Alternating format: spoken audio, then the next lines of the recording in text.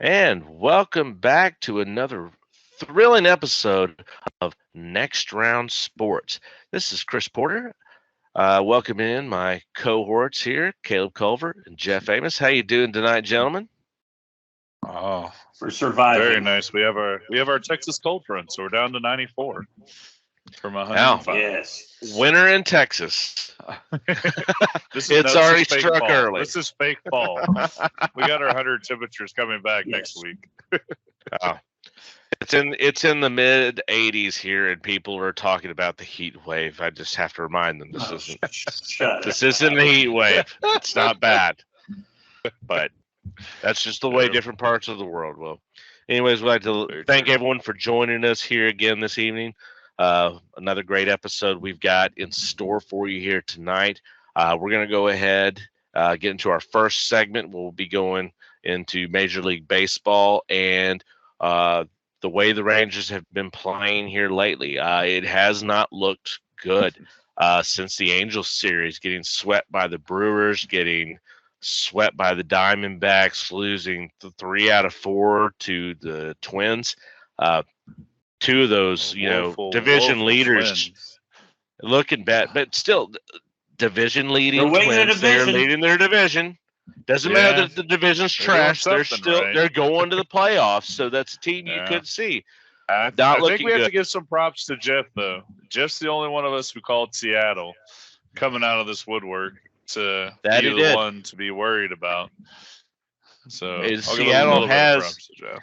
Houston went on a little bit of a losing streak there as well too, and Seattle has come out and is leading the division by a game. Yeah. Houston's on like still a in 7 there. or 8 game winning streak to get it. Seattle's played out of their mind. They really have. We'll have to see Yes. if that can surpass through the last month of the season. There's 28 games right around left right now, and the Rangers have won Yep. tonight. They have a now 2-game win streak. It was against the Mets. It's the Mets. We all know the Mets aren't great, but at the same time, the I'll way the take any Rangers have been, game you can win. Yeah. by the way the Any game Rangers you have been We'll take playing, a we win didn't right know if now. we could We'll beat take the the Mets. win. And if you can get a series sweep, even if it is against the Mets, you get a series sweep after how we've been playing.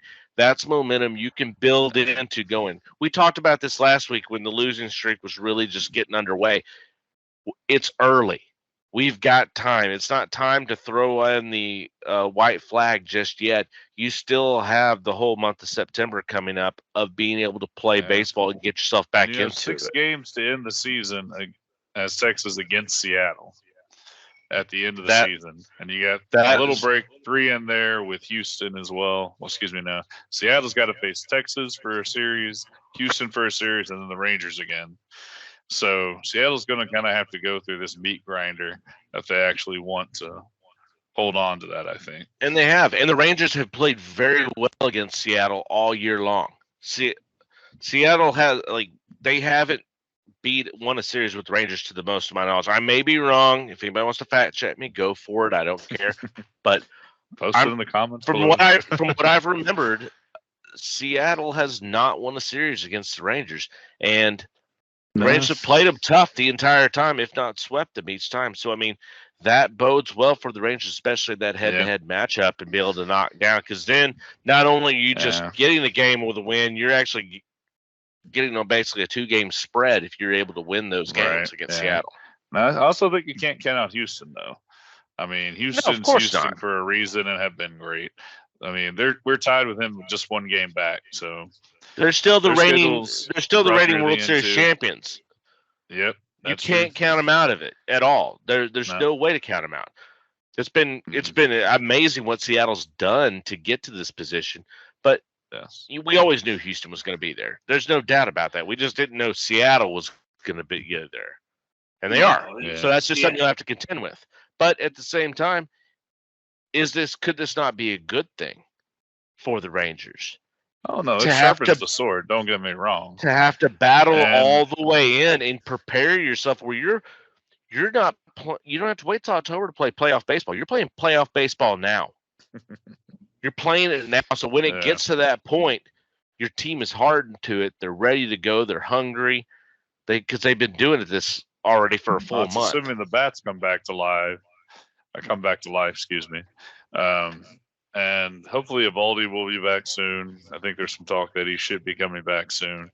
Because we can get those three guys going, I think Montgomery, Scherzer, and Evaldi. Scherzer at the pitching staff. Mhm. And today we had Will Smith come in the 8th inning and Adolis Chapman come in the 9th. I think if we can set those roles with Bruce Bochy being that old school manager, give a reliever a role. I just think it fits better in their mind. Okay, this is my job. This is what I'm going to do. I'm going to get the 8th inning. I got 3 outs. Give it to Adonis. He's got the save. Worked out tonight. Adolis did give up the home run from what my friend Jeff told me, but at least we had some insurance runs to kind of back us up and get the win. Yeah, so I mean, it's interesting how the schedule sets up at this point. I mean, again, as we discussed, or as you discussed, Chris, is the fact that, you know, the final 7 games of the, well, not the final 7, but they'll play their last 7 games against the Mariners in the last week and a half of the season. The first 2 series of the year, the Rangers won 5 out of 6. The last being a sweep where they run by a run total of 30-9. So it's not like, now great, that was all the way back in June when Right, they faced, yeah. so that's a totally different team than who they faced or who they're going to face now. But again, the success is still on the wall there. They have that confidence against Seattle to where they can get this done. However, again, as what's been the Achilles heel for the Rangers all season long is the bullpen. The bullpen completely blew that game on Thursday against Minnesota. They completely blew the game on Sunday against Minnesota as well. And tonight, they won 2-1, but Chapman gave up a home run. So you cannot trust the bullpen. But he got the job done. He got the job done. Okay, but you're talking about a team that can only convert 50% of its save opportunities. Well, he's also not the oldest Chapman he was 5 years ago. Exactly. And these are, when you're only breaking the 50% barrier on saves, you're talking about teams that win like 70 games a year, not teams that are trying to certify a playoff bid or perhaps win a division. This is still a huge weakness, and but that's what quite frankly, team's total overall save average. Adolis hasn't been as much as we complimented what, you know, the Rangers have done at the deadline in this offseason, and even picking up Chapman, Scherzer, Montgomery, and company. The thing is, they still did not address the bullpen enough. They should have done more, and they didn't do it. Well, when it comes down to it, playing devil's advocate, can Chapman, is it just maybe that does he have that with that postseason experiences he has? Maybe it's, you know, hey, I'm not giving my best stuff right now. Maybe he is saving some stuff there for the playoffs. I don't know. I mean, maybe that's just putting that out there, is that he has, you know, some experience there in the playoffs, and he will be more turned on at that point. You know, sometimes players like that, where they turn it on in the more crucial moments. That's a possibility. I don't know. I'm raising the question. Now, there is a possibility still, as weird as it is, because the Angels basically gave up the ship and gave up the ghost and put 5 players out on waivers to try to get under the luxury tax threshold, I think, of 233 million or whatever. So there's a couple of relievers in there that sound interesting, especially Matt Moore to me, who's on the waiver wire now from the Angels. Raylondo, I think I'm saying his name right. Could be interesting. Yeah, I prefer to have more, of course. But I mean, if we can get maybe some of those guys or both of them and just give them a shot, it's like, hey, see if you can shore this bullpen up some. Matt Moore's got, I think, a 2.84 ERA right now.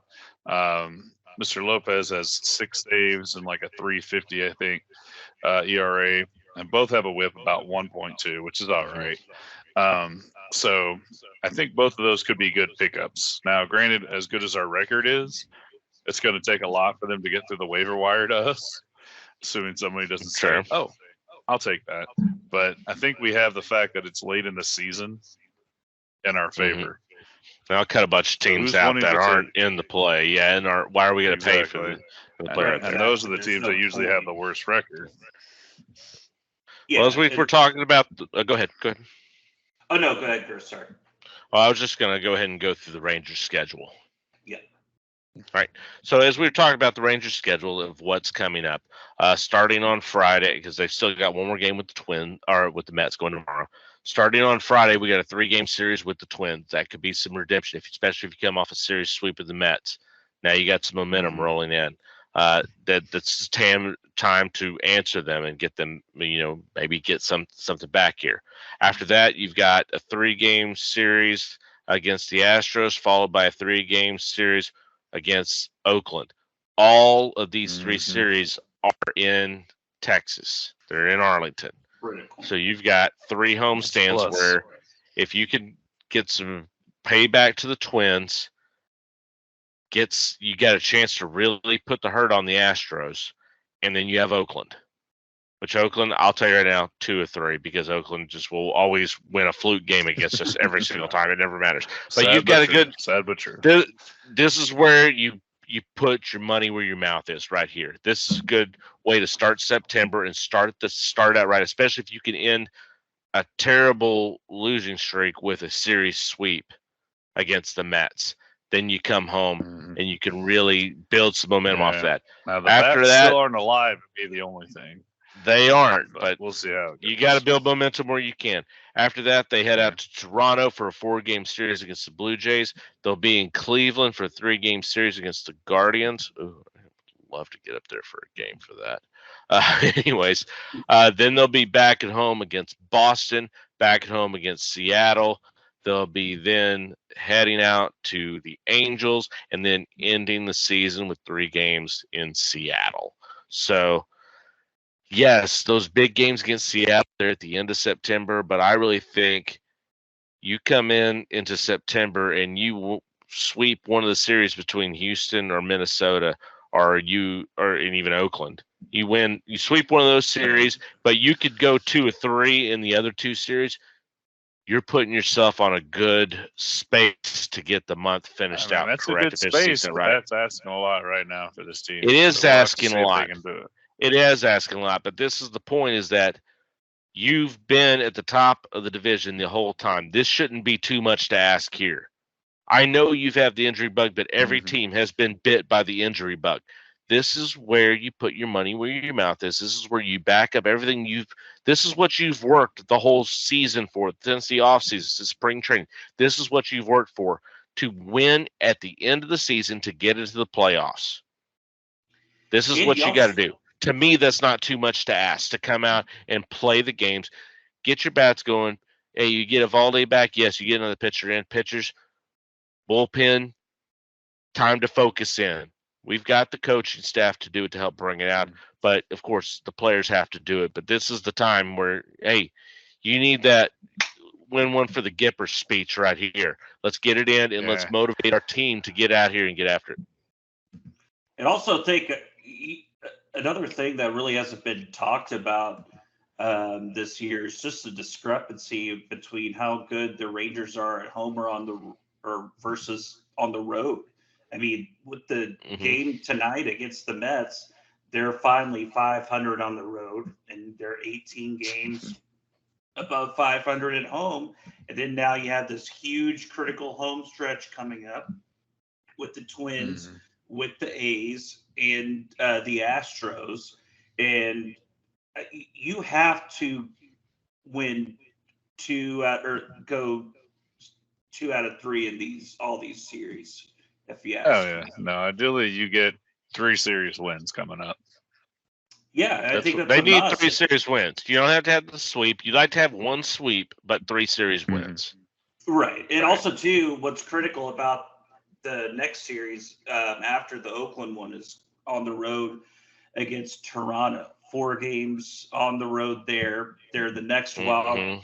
They're the wild team that's behind you all right now. The Nationals beat the Blue Jays tonight. They barely hung on and won, so the Rangers extend their wild card lead to 3.5 games at this point. So really, I think the key is if they can get 3 series wins and then split the Blue Jays, even a poor showing the final 2 weeks would be really difficult for them or to envision them blowing the playoffs again. Things can happen, but again, this is why this home stretch starting on Labor Day weekend is so critical. And also too, surely is. pick up the win tomorrow. I mean, the Mets are playing one of the worst. I mean, they were one of the worst teams in baseball. Well, they were one of the sellers too, so they basically gave up the ghost this year. They were, but at the same time, beat the teams that you need to beat, and the Mets are a team. You beat them twice. Sure. You beat them. And what's interesting too is win this the division series. that was kind of an afterthought. I feel like this division was an afterthought as far as like the best divisions in baseball go, and you could have 3 teams in the playoffs. Mm-hmm. You could easily have the Rangers, Seattle, and Astros all make the playoffs in one form or another. Oh, easily. So this was nice division. And really, and really, with as strong as the AL East has been out, and we know Baltimore, Tampa Bay, we know all that right there. But even with Toronto and even with the Yankees, even at the bottom, I mean, when was the last time you saw the Yankees at the bottom of that division? But even then, they're only 5 games behind the Twins, who lead the Central. I mean, that's a good division, but we knew the West was probably top heavy with Texas and Houston, but we didn't expect Seattle to do what they did here late in the season. Yeah. So, I mean, that's a good thing. That you got to prove your mettle. But as we're talking about the West, we also have the Oakland A's, which is the only team as of at this moment in time that has been eliminated from playoff contention. The only team in the entire league. Yeah, with a negative 309 run differential. Yes. Yeah. Kansas City, 41-92 has still not been eliminated from playoff contention. They still haven't. I'm looking up right now. Yeah. The worst. Let's see. Going back to 03, this is when the Tigers went 43 and so it's going to be somewhere into the Tigers' record. They were negative 337. I think there's a really good chance the A's pass that. I mean, with a month left. Oh yeah. With a month to go, basically. They have the time to disappoint us all. They do. Yes. They do. Yeah, they very well could also have the worst record in MLB modern league history, I should say. And if they end up moving to Las Vegas right after this is just another spit in the face to the fans of Oakland of the way that it is. These teams, like the way the city has just let these teams walk away. Right. They let the Raiders leave for Vegas. They're going to let the A's leave for Vegas. They let the Warriors go across the bay over to San Francisco. Exactly. And don't get me wrong, Oakland is not – I don't care to go to Oakland, California. I don't care. There's nothing there that I desire to see. There's a reason why. The city has let their fans and their fan base down in all of these sports. How many cities that have 3 professional sports teams lose all 3 of them? Oakland does. Like 5 years. Yeah. Yeah. It's happened so quickly. It's just absolutely pathetic in my mind that you would allow that to happen. Stadium for the Raiders, so they left out to LA. And again, what the good point that Chris made is the Warriors. They let him go to San Francisco. Yeah, because San Francisco built him a stadium. They're like, you want a exactly. stadium? We got you. And that's what you have to do in this day and age is you've got to go ahead and build the stadium and bring these teams in. That's just what you have to do. Honestly, Arlington has the Cowboys. They'll build the stadiums. Well, that was the thing, and really there's still contention with that because see, back when they were talking about building that, when they were still at Texas Stadium over in Irving, the plan was Jerry Jones wanted to build. They wanted to take down the Cotton Bowl, and they wanted to build their new stadium there and actually be in Dallas and actually revitalize that area, Fair Park. I remember hearing the about Dallas Mayor at the time did not Laura want Miller the tax burden. screwed it Laura up. Miller did not want the tax burden because she thought that she would lose the election because of that. And so she said no. And then they went over to in Arlington and said, we will take you in. And that's why Right. AT&T Stadium is in Arlington instead of in Dallas. And then she still lost the Could say, election. and you could arguably say that's why the new ballpark for the Rangers isn't in Dallas either. Yeah, Exactly. Mhm. arguably. And really, I mean, it's still surprised if it wouldn't have been for, Mark Cuban getting the American Airlines Center built where they did when they had that time. I could see that them and the Stars moved out by that time. But That's now true. they're so ingrained where they're at, and you've got Nowinski Way and everything else right there that I don't think they'll ever move from that spot. There's no reason for them to. It's a good spot, especially it's right off the rail lines, everything else. Yeah. Got to be some changes that go on with that. But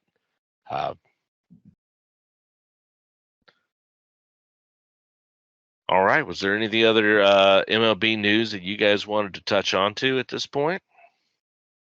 The only thing I want to say is that the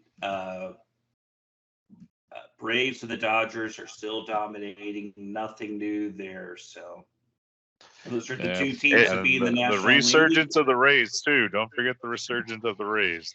And also They seem to too, be back the with all their Brewers. injuries even. And also The too, Brewers are still after that looking good. series against the Rangers, 9-game winning streak there. So Yep. There's still some good baseball going on. We got a full month of baseball leading up into the playoffs. I think this is going to be an exciting playoff, not just because we'll have the Rangers actually in it. I'm not giving off faith that they won't be in it. I still think they'll be in it. Yeah. But ahead One 3-0. form or another. There Beat the is Mariners right now. there's hope. there's a lot of exciting baseball going on in the National League with Atlanta and the Dodgers. I mean, but with everything going on in the wild card race for that league, there's going to be a lot of good baseball here to watch. So we'll be keeping our eyes on that. Of Ohtani, LA Dodgers. It wouldn't surprise me if it happened. All right, we'll keep everybody up to date on that. Please let us know if there's any other MLB news you'd like us to talk about in the comments section, and we'll be back here in a few moments to talk about news going around the NFL.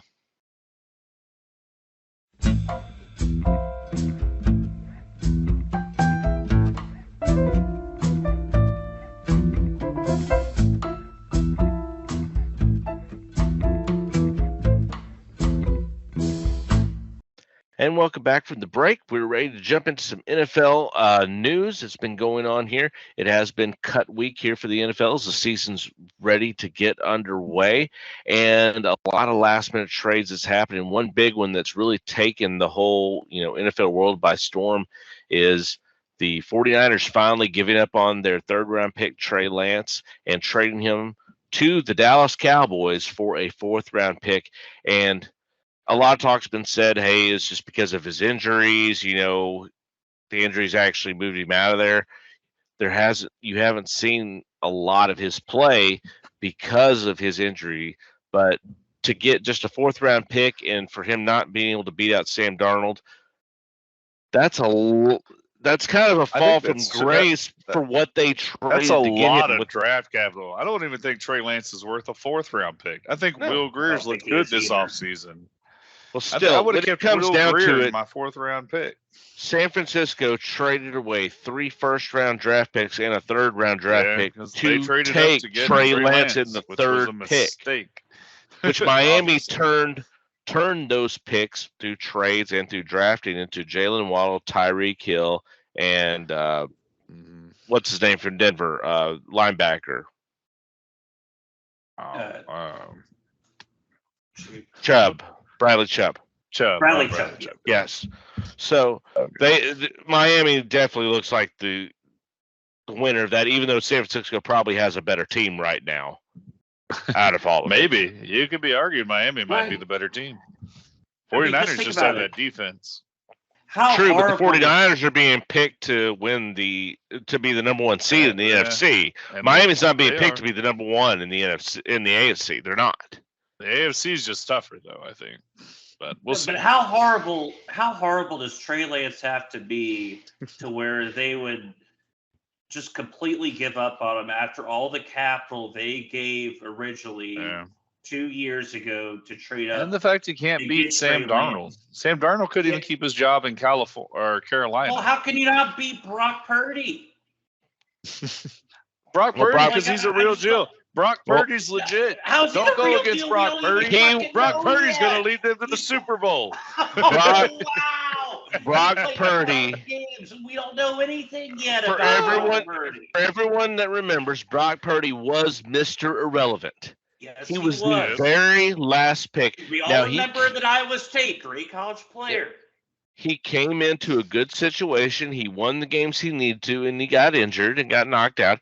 This is Brock Purdy's chance. He had been winning games and potentially winning that playoff game until he got that arm injury. I'm not injury. hating on Brock Purdy. I like the story. But at the same time, from everything we've seen, is Brock Purdy has not done anything to lose the job. Brock Purdy needed to do something to lose the job, and apparently he hasn't done that because he's playing well. A good showing from Trey Lance. That could have cost him. Behind him. Well, he has the team, and then they cut Trey Lance. He has the team apparently, and that's means more apparently to them. They said we've seen enough with Trey Lance. Get him out of here. The rest of the team has said Purdy's our guy. I mean, you go with that. You have to do with that. Now, is that going to help them win? I don't know. Is Purdy going? Let's see if Purdy has his sophomore slump. That's going to be the storyline of this season. That's the big 49ers question. Starting quarterback midway through the season, I guarantee you. Oh, and we'll see what happens. And if it happens like with San Francisco, they'll have injuries left and right, and then they'll get Josh Johnson off the scrap pile peep to come in and play again there because they've had injuries. We'll see what happens with it. But right now, I mean, as I said, Purdy hasn't done anything to lose the job. He hasn't. He came in, he played well, he won the game. The only reason they had to have somebody get in is because he got injured in the game against Philly. If he wouldn't have got injured, I don't know what would have happened. But at the same time, the guy hasn't done anything to lose the job, and they're standing by him because he has the team. Trey Lance doesn't have the team because he's been too injured to play to actually win over the team. So it makes sense. And he doesn't have the proper talent. His reads in the preseason have been horrible. They have been. That's why Sam Darnold beat him out. So yes, fourth round pick could be high. Shane even said that's more than what they expected to get for him. But at the same time, for a fourth round pick, kick the tires on the guy. What does it hurt? I mean, again, I know I'm not selling high on Purdy here. In fact, I don't have very much confidence in him at all, or Sam Darnold. But again, it just shows you how bad Trey Lance must be when San Francisco is admitting a huge general manager gaffe. To me, if the 49ers were doing as good as they were right now, 99% of the time, this general manager gets fired for what he did. Because this is a colossal failure by San Francisco. Thankfully, their defense is so good, and Brock Purdy didn't completely fuck up or ruin everything that because he's good. We're winning. He's not good. He's a good bus driver for 5 games. We don't know. That's all you need in San Francisco. That's all you need. He do it? Could he be a bus driver over 16 or 17 games? Can he continue that into the playoffs? We don't know that yet. We don't know that We'll yet. See. We'll see. We do not know that yet. Well, Trey, one question I had. Another thing about Trey Lance is the fact that he only played one season at North Dakota State. Really? Well, that's what I was going to bring up is if Trey Lance isn't able to revive his career in Dallas, he's not able to do anything. He's not able to beat out Cooper Rush, and maybe he practice squads or gets cut. What does this say about North Dakota State quarterbacks in the league? Because you've had him not get his chance, whether it be because of injury or whatever it is with Trey Lance. We don't fully know because he's been so injured. You can't tell if he lost it just because of that or because of his talent. We don't know. We haven't been able to see enough of him to actually state anything. But we have seen enough about Carson Wentz. So is this now becoming a pattern of, okay, North Dakota State can win Division II religiously right there, but can their quarterbacks actually survive in the NFL? And right now, you're showing two of them that so far have not been able to do that to this point. No, I mean, look, before the Carson Wentz injury, which allowed Nick Foles to take the Eagles and win the Super Bowl and get the Super Bowl MVP, as they refer to him, Big Dick Foles.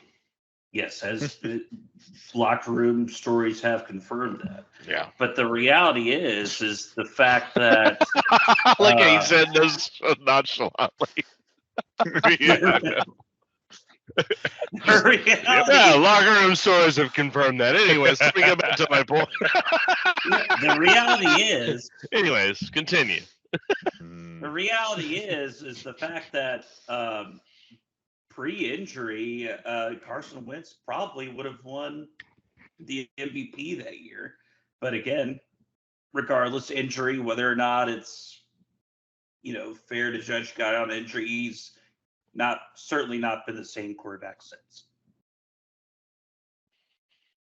I think it's fair to judge anybody on injury. If you look in the basketball world, Brandon Roy was going to be one of the best players that's ever played the game, and his knees went out. I mean, Greg Oden. I'm not saying it's unfair. I'm just saying that's the reality of what happened. I'm agreeing with you. That's the reality of what it is. I mean, there's how many great players have come out that injury has completely ruined their time. I mean, look at Archie Manning. Archie Manning was allegedly one of the best. Was better than Peyton and Eli altogether, and because of his injuries, Archie Manning, he never could play. David Carr, Drew Bledsoe. You can build a whole team basically of broken players. But now let's take a look at this from the Cowboys side of things. I told you all this when we were talking about on Friday when the news went down. Completely shocked, bewildered. To me, it doesn't make really any sense whatsoever. So, and you gave up a 4th round pick for it. It wasn't like you gave up nothing. And if I'm San Francisco, just be like, all right, here you go. No one else was giving you probably anywhere close to a 4th round pick for Trey Lance. And nor should they have. This guy is a total bust. And I don't see any kind of chance of him, revamping. I don't even see him being a good backup QB. And also, be a good backup QB. Well, just think about it this way. Think about, what happened last year. If it happens again, where Cooper Rush had, just like last year's, had to start against the Bengals. You think they're going to start Trey Lance in that game? No, they're starting Cooper Rush in that second game. Trey Lance is not your second. He's not your backup quarterback right now. I think that's the goal. Well, definitely not right now because he doesn't know the offense and hasn't had any reps with him. But I mean, it could be interesting to see. Early, it's going to be Cooper Rush. Oh, early for sure, it's Cooper Rush. But I'm saying once Trey Lance gets Cooper Rush hasn't done anything to lose that position automatically. It's Trey Lance who's barely had any experience. I think so. That's my point. So you're going to give up a 4th round pick for a 3rd string quarterback. Well, when you look at, we never said Jerry Jones was good at making trades. We never said that. Well, from Jerry Jones' point, I'm taking a 4th round on the number 3 overall pick. Whether that was right to take him to the number 3 overall pick, to him, that's a good return on investment to kick the tires of, okay, I'm giving up a 4th rounder for the 2021 3rd overall pick. That's worth kicking the tires on. I can see in his mindset where it goes from. I don't think that's the bigger story. Mind that's what he thinks, but the bigger story, and probably a 6th round pick. The bigger story right now that's going on through all of Dallas sports and national sports is that they made the deal. Apparently, as Jerry spun it, they had to make the deal quickly. There wasn't time to consider consulting anyone, but that they never asked, Dak Prescott. They never asked, McCarthy. Sorry, brain went away. Yeah. They didn't ask Mike McCarthy. I doubt they. That's the big stories that brought up, and that's what's going on. No, and that's a lot of things. I would have at least told my coach, but To me, that's a BS excuse from Jerry Jones as to why he had to give up a 4th round pick. I was in a rush. Well, at the end of the BS. day, No one else is knocking on that door. Well, anybody that can sit there and argue, okay, well, you didn't tell your quarterback, you didn't tell your head coach. At the end of the day, he is the owner of the damn team. He can do whatever the hell he pleases with it. It's his team, and he's the general manager. And he's the both. GM. He doesn't have to tell anybody with whatever personnel decisions he wants to make. That's his decision. So the people that are arguing, oh, he didn't tell his quarterback, he didn't tell his head coach, shut up. He doesn't have to. He is the owner. He's the GM. That's what you get when you come to Dallas. Sorry. Whether you like it or not, that's what it is. That's the way that it goes. Any GM, any owner in the league can go out and get any personnel they want to bring in. They don't have to consult anyone about it because they're making a business decision that they believe is right. Whether we agree with it or not, it doesn't matter to us because we could talk about it. It gives us cannon fodder to talk about. But at the end of the day, it's his decision because he owns the damn team. So everybody who wants to hate on everything that's going on, it doesn't. He doesn't have to tell anybody. Now, it's common courtesy to tell the head coach, but you don't have to tell anybody, especially as the GM and owner. For almost 30 years. Well, we talk about it. It's common courtesy. It's common courtesy to let the head coach know. But in his interview, Mike McCarthy said, "I don't want anything to do with player acquisitions. I just want to coach." So in that aspect, he didn't care, and he's come out and said, "I don't care that I wasn't told. It doesn't matter to me." Which it shouldn't matter. It shouldn't matter because, as we just talked about, Trey Lance isn't going to even sniff the field. He's not going to beat out Cooper Rush. It doesn't matter. So you're admitting it's a wasted 4th round pick? No, I don't think it's a wasted 4th round pick, especially if it's somebody that you can put into the system and you think you can build him up. That's the thing is you trade a 4th round pick now by seeing if he's going to be the heir apparent, by bringing him into the system, letting him learn through the ways and build him up slowly. That you are able to spend a 4th round pick on, okay, you could go spend that 4th round pick on another quarterback coming out of the league later on, and maybe you hit, maybe you miss. You take that risk on it. Hey, you got just as much risk drafting a quarterback in the 4th round as you do trading for Trey Lance and seeing if you get something out of it. Yeah, exactly. Yeah. Which, who knew when they drafted Dak Prescott? Nobody knew he was going to become the next future quarterback of the league. We found that out because Tony Romo got hurt, and he stepped up and actually played well that no one expected that to happen. They didn't. The problem, though, with this is that he will be on this team this year. He'll be on the team next year. And then when you have to actually pay him serious money, you're not going to. So no one else is going to pay him serious money. No one's going to pay him serious money. He can't demand any money. I know, exactly. So my point is that you get nothing out of this. No, you get 2 years. You get 2 years to see if he's going to learn the offense and he has a chance to prove himself. Okay, but then I guess my question is that if you're not going to pay him after 2 years of, say, looking good in practice, then what's the point? What are you going to get out of it? Okay, you got nothing. Whatever. What else are you going to get out of a 4th round pick? You're not always going to hit on a 4th round pick. How many times do you hit on a 4th round pick? So you take the risk. Okay, but that's where you build your team. The 3rd, 4th, and 5th round picks build your team. That's how you get champions. It's one pick. The positive for this team is Trey Lance never making the field, and you just give him a 4th round pick. No, that's not the positive. Okay. So what's the end goal here? He's saying he can possibly be trained to be the future heir apparent to Dak Prescott. It could be 5 years later, and he's going to sign him to some contract after 2 years. But it's not going to be. You can't do that. You don't know that. We don't know that. No one's going to give Trey Lance starter money. No one's going to give him that. The Cowboys aren't going to give him that. He might get a $5 million a year. Why would you even give him backup money without even sniffing the field? Because you would now have him under contract for this year and next year. He has these 2 years to prove why he needs to be in the league. You give him an opportunity. Here's your chance to prove why you need to be in the league. why you deserve to be in this league, why you deserve to be the heir apparent to Dak Prescott, or maybe challenge him for a position. This is what you do. You put it into his lap and give him a reason to go out there and play the best football of his entire life and prove why he That's deserves the to be only in this possible league. win, but That's what it I is. see him being cut in 2 years. I do too, and that's fine. That's a 4th round pick that you gave on a risk for that, because you know what? You go draft a quarterback in the 4th round, and you don't know that you're going to even get anything out of that right now. So right, but it's a guaranteed you're not going to get anything out of Trey Lance. It's a virtual guarantee, and he just threw away a pick. Okay, and that's probably.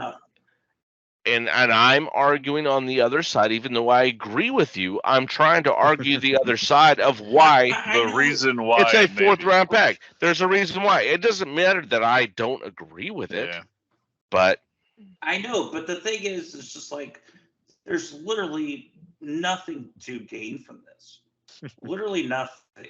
If someone can explain to me what they can possibly get productive out of this.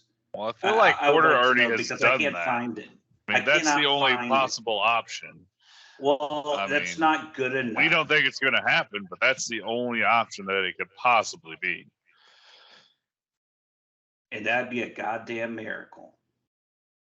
Well, do we want to move on to the other trade then that the Cowboys have made?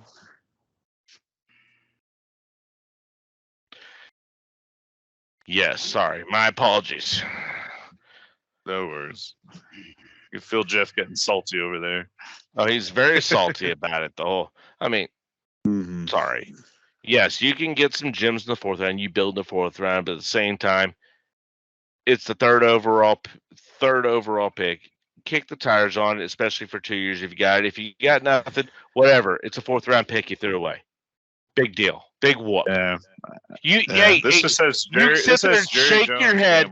You shake your head, but you're not taking a bigger gamble than what San Francisco did when they spent 3 first rounders and a 3rd rounder to get him in the original. It's because they were idiots. Yeah, they were. So you're giving up 1 4th round. Okay. If that looks bad, you gave up 1 4th round. You didn't give up the King's ransom they gave up to get him. 2 idiots you kick the tires on it. You kick the tires. You kick the tires. Don't make a right. 2 bad trades don't make a good trade. Hey, and sometimes some people, when put in the right adversity, are able to bring out the best in them, and you don't know that until you give them the opportunity.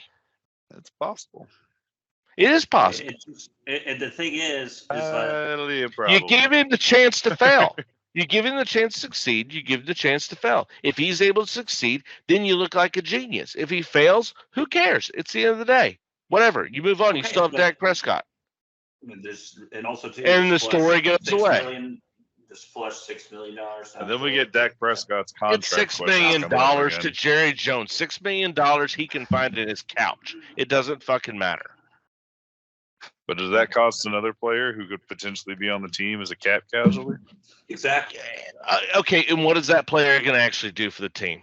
What are they going to do? Be a special teams player? You got plenty of special teams players. Whatever. If you have the option that you could possibly find your next quarterback and you could give that up for a 4th round draft pick, you take that chance. Because besides getting Dak Prescott in the 4th round, what other times have they been able to draft a starting quarterback quality player? They haven't. The last time they got anyone that was worth it was Quincy Carter.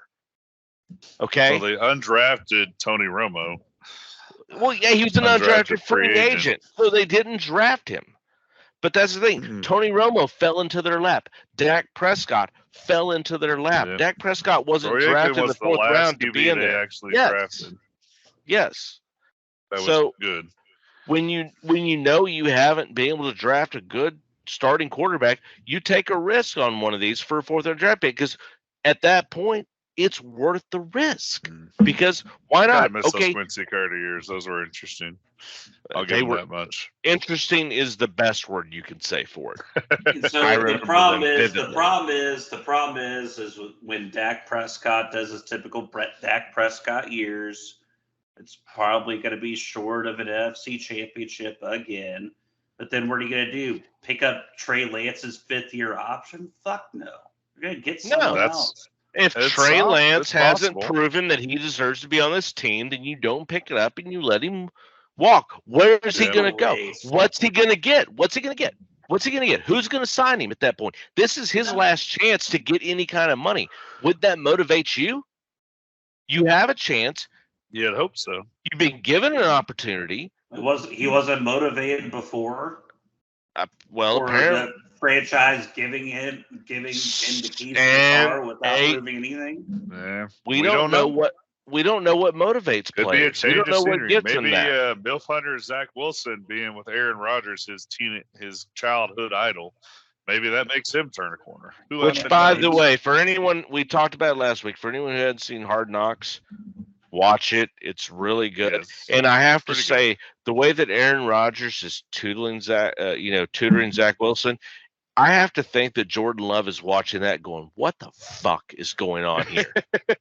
I have to feel like yes. Jordan Love is just 1,000 pissed. times. Like everyone of who was course. underneath Aaron Rodgers at Green Bay is just pissed because Oh, and that, Yeah. and that He is includes just- the he coaches, knows it's his that last includes the ride. front office. doesn't the care. way that he is like taking Zach Wilson under his wing and the other quarterbacks Yep. there, and he's like helping him, like, "Hey, this is how you Wow. do it," and helping him The out. Green Bay You front know office they've got to be is- pissed. Oh, is yeah. stupid Everyone in the and organization is You have two livid. of the greatest QBs of Livid is NFL how- history, and you get 2 championships out of that. You can't Yeah. run a team, Green Bay. No, I'm sorry. no, Green Bay is Love you, but yeah, you can't run a I team. don't love Green Bay. No. Fuck Green Bay. No, I agree. I'm not a fan of Green Bay at all. Even when we drove by it in Wisconsin when we were on our vacation, I just wanted to ride by it with the finger up. But Fuck. anyways, we'll go ahead and there was another trade that did happen today. The Cowboys traded cornerback Kelvin Joseph, who's had his legal problems and everything along with that, over to Miami for Noah, and I'm going to really mispronounce his Yeah. name. Don't worry, Igbenogany. I'll be right there with you. Eventually, I'll learn how to say it. Sorry, Noah. We'll tell you that. We talked about this earlier on a little break, and Kelvin Joseph really, I mean, he's done a lot. They've given him every opportunity, especially with his legal problems and everything Yeah. else. And he's He been needed a a- marginal player. He hasn't lived up to his But- potential, and Yeah. Noah He's done is a nothing. better is a better player than him. I think you bring in a better player. You give Kelson. I mean, he hasn't been a great cornerback. Don't get me wrong. He's not like a shutdown or anything. Otherwise, you wouldn't have been able to just trade him straight up for Kelvin Joseph. But I do think you're getting a better player. You're getting a better mentality out of it, and Kelvin Joseph will get a fresh start in Miami to try and do, maybe revive his career. Maybe he is just special teams. I don't know. We'll see. He has the opportunity Yeah. for that now. But I like this trade. I think this is good. I think this is good to go I ahead and agree. get Kelvin Joseph out of there. I don't think he's done enough to stay around. I'm good with that. Yeah. I mean, I think anytime you can get accessory of a murder off the team, that's a good. And a bunch of cuts from the Cowboys. One that I found surprising, we actually talked about this last week, was Jabril Cox getting cut over at linebacker. We talked about that maybe would be his opportunity to actually, try and earn a spot and actually really do something there. But he ended up being on the cut list. Just didn't do enough there. Malik Davis getting cut Not at showing running enough. back. That a was big one very there. surprising to me. So they go with Rico Dowdle instead of. hmm I was surprised Malik Davis got Uh-huh. cut since he had some of the most tenure besides Tony Pollard. Will Greer also getting cut goes along with the Trey Lance deal right there, and not seeing any other big ones that we can talk about there as well. But there's a bunch of the news there. There with the Ravens Cowboys. had another interesting cut too. That's why I wanted to bring Melvin up that the Gordon. Ravens had one. And Melvin Gordon get going cut. away. So We're on the J.K. Dobbins, Gus Edwards bus again, riding full steam ahead.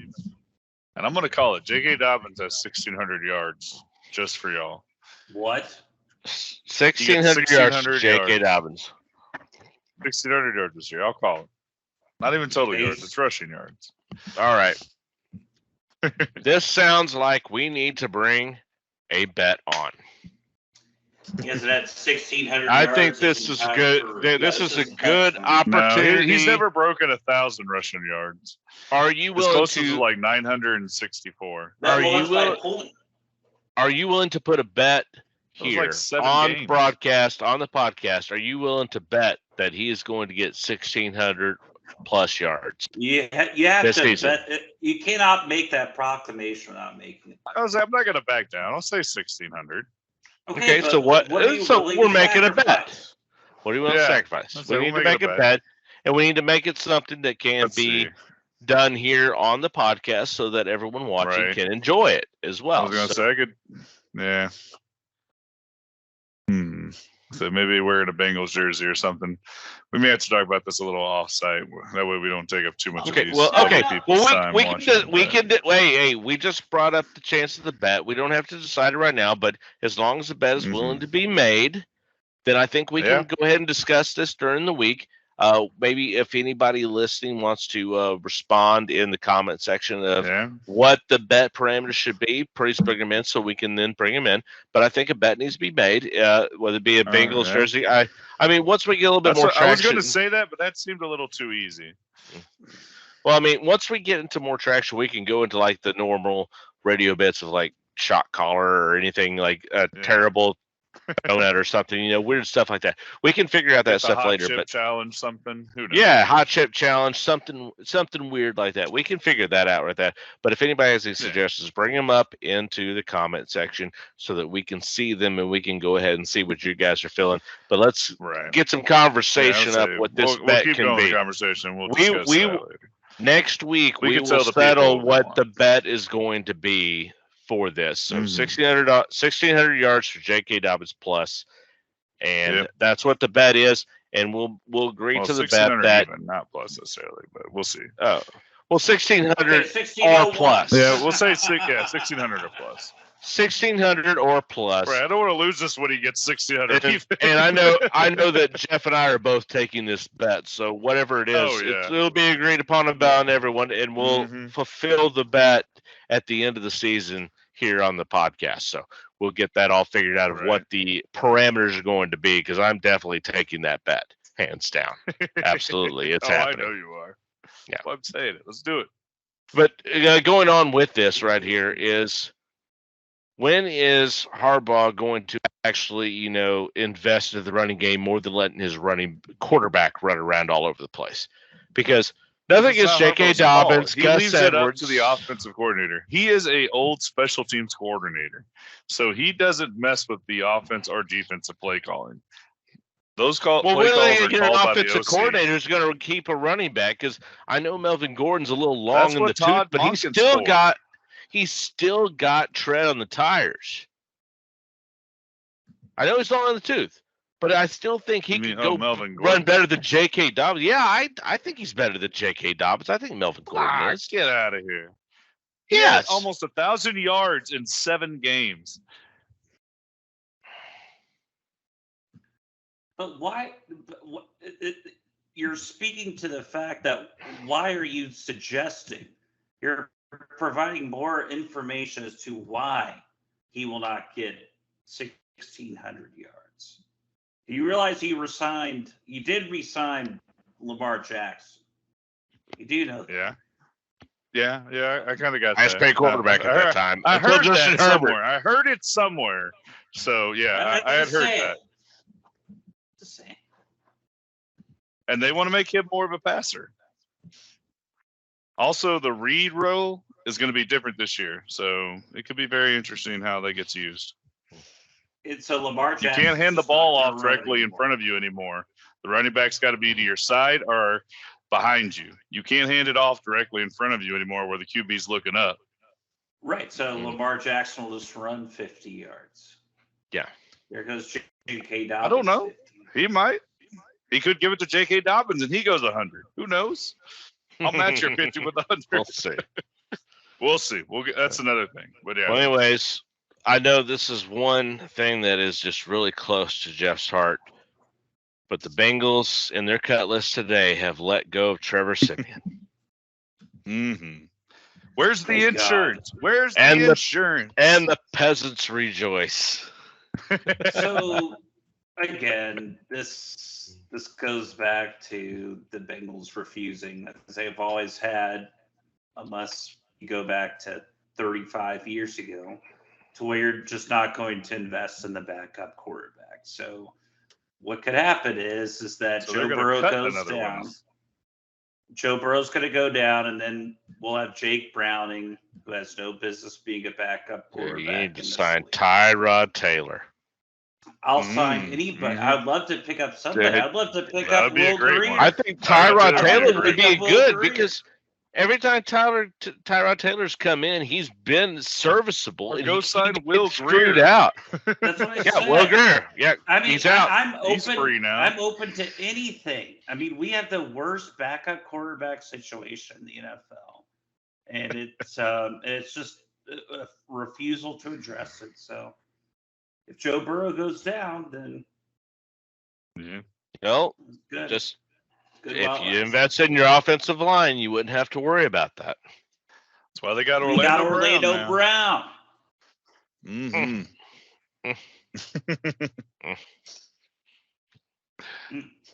So what's the over/under sack Anyways. total this year for Joe Burrow? Oh, there's a good bet right there on that one.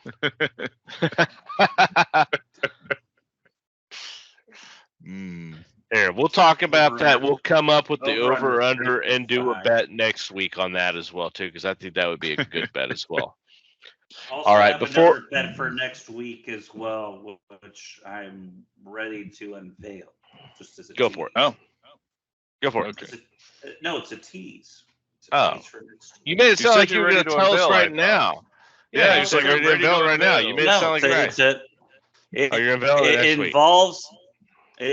I'll unveil it next week. All I'll say is that it involves the team that we have mentioned tonight. Okay. Well, we are waiting in. Alright. The anticipation is just Right. melting. Palpable. All right, before we go ahead and leave our NFL segment here, this is something that I think would be interesting to some of our listeners. And just along with that, we have the football season starting out. This is not something I brought up to you guys beforehand, so that's why I wanted your, reaction into it. Fantasy football starting up here with the NFL season getting started up. With everything that's been going on with the running back class, the way everything has been scoring, the way scoring is going, if in a league, each of you, doesn't have to be like leagues we've been in, league where you're in a league, you get the number one pick. Who are you going with? Caleb, go. Christian McCaffrey. Christian McCaffrey, you're still going running back. All right. Jeff, who you going with? Mm-hmm. Ooh, boy, that's tough. I would say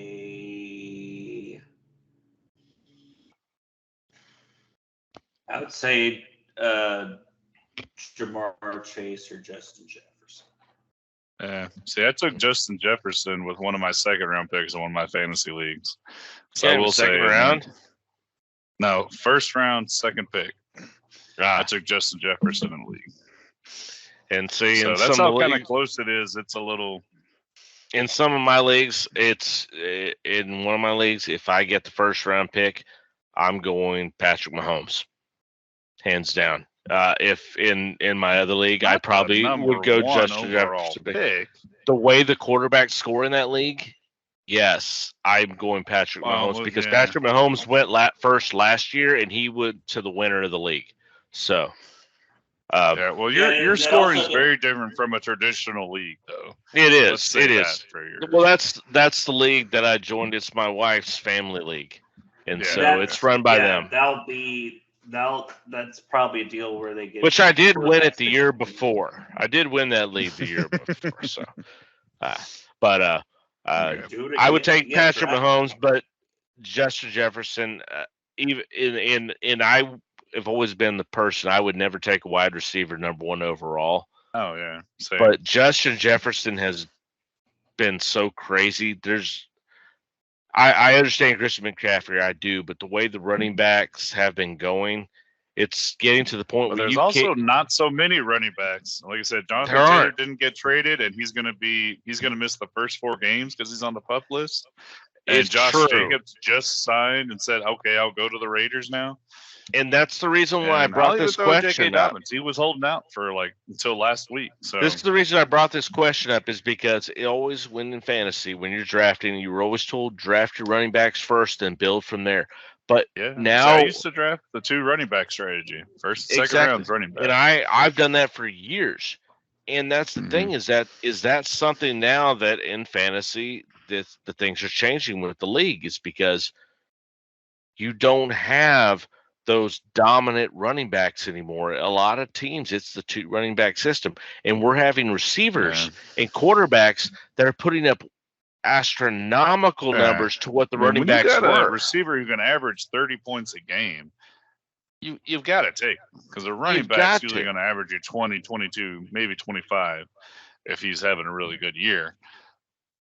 And on top of that, how many running backs are doing that consistently every game when it's a pass-heavy league? It's hard to do that now. Running QB now, it's very hard for running backs to do. That's why I didn't bring this up, and I wanted to ask you guys, without any response beforehand, who would you take just to see?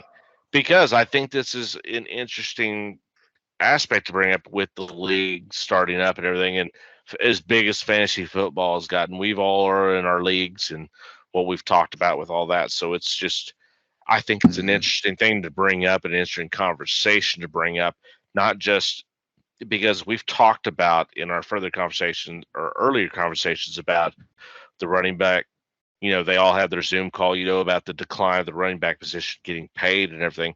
But not only is it getting underpaid now because they got screwed by their union reps, but at the same time, in fantasy wise, because of their underutilization, that they're not the high position they were. Tight end has been completely nostalgic in that position. If you don't have Travis Kelce, it doesn't matter after that. There's no reason to have any other tight end. Yeah, Kittle's great, but when does Kittle go off for 30 points every Mark Andrews? Well, when Brock Purdy's throwing for him, he did pretty good for the second half of last year. Bring Brock Purdy out, Right. But tight end is a meaningless position, just like a kicker. I take a kicker with my very last pick every single year because there's no reason to get a kicker. It doesn't matter. Kicker's going to do good or not. It doesn't matter. So, something for us to talk about. We'll bring in, different fantasy news throughout the whole season. But I just wanted to get you guys kind of thoughts on the number 1 overall pick with drafts coming up, because coming up, here this next weekend, I've got 2 drafts coming up. So it's, good ideas to, think about coming up with who's going to take number 1 overall and what you would do with the change the way the season has gone. All right. Well, we will take a break here, and we'll be back here in just a moment. We're going to get into some college football predictions.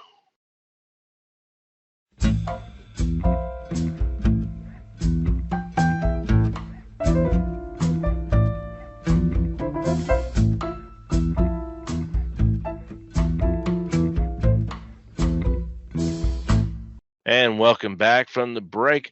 We're ready, and college football season is on the cusp. It's right here. We already had here, right now. There's a great game got to watch this last weekend, Notre Dame and Navy. Great game. Great game if you're a Notre Dame fan, because they completely trounced Navy. But it is good to watch the academies play, so everything. But I digress from that. We want to get into some college football talk, and really what we want to talk about is each of us are going to bring up a team that isn't in the top 10, not even the top 5, not top 5, not top 10, but a team that we want to talk about that they want to bring up to have a discussion of what does this team need to do this year to be a successful season? What do they need to do at the end of the season, when the season's over? What do they have to have accomplished to make this a successful season? I mean, for some teams, it's going to be win the national championship, such as your Georgias, Michigans, Ohio States, Alabamas of the world. Which going down that's the AP top 4 in that order. That's why we're not talking about those teams, because we already know what they need to do to be successful. So we want to talk about some other teams that aren't in those top 5 that it's national championship or bust. But what these teams need to do to have a successful season. And Jeff, we want to throw this over to you to go ahead and start this over, because we all know from our conversations what team you want to talk about. For those who don't know. Everyone knows. Stop it. Anybody who's been listening knows. If they're just listening now and haven't listened before, shame on you. So my team, as it's been since the summer, has been the Oregon State Beavers. This team is so well coached by Jonathan Smith, who is the last quarterback actually for Oregon State that took them to a BCS game. They destroyed Notre Dame in the Fiesta Bowl in 2001, won 38-9, and who had Chad Johnson, TJ Hushmanzada, by the way, both former Bengals there. But anyway, it's not the reason why I'm wearing black and orange today. It's this Oregon State team is absolutely loaded, and they have a great offensive line, which is all returning once again. They have a solid defense, and also too. And again, we talked about this a little bit last week in the gumbo, and I got a little offended by it, and I'm a little worried because I don't want them to change their identity. Jeff, you getting offended? Really? I don't believe it. This is in regards to who was named. Just offended him with that comment.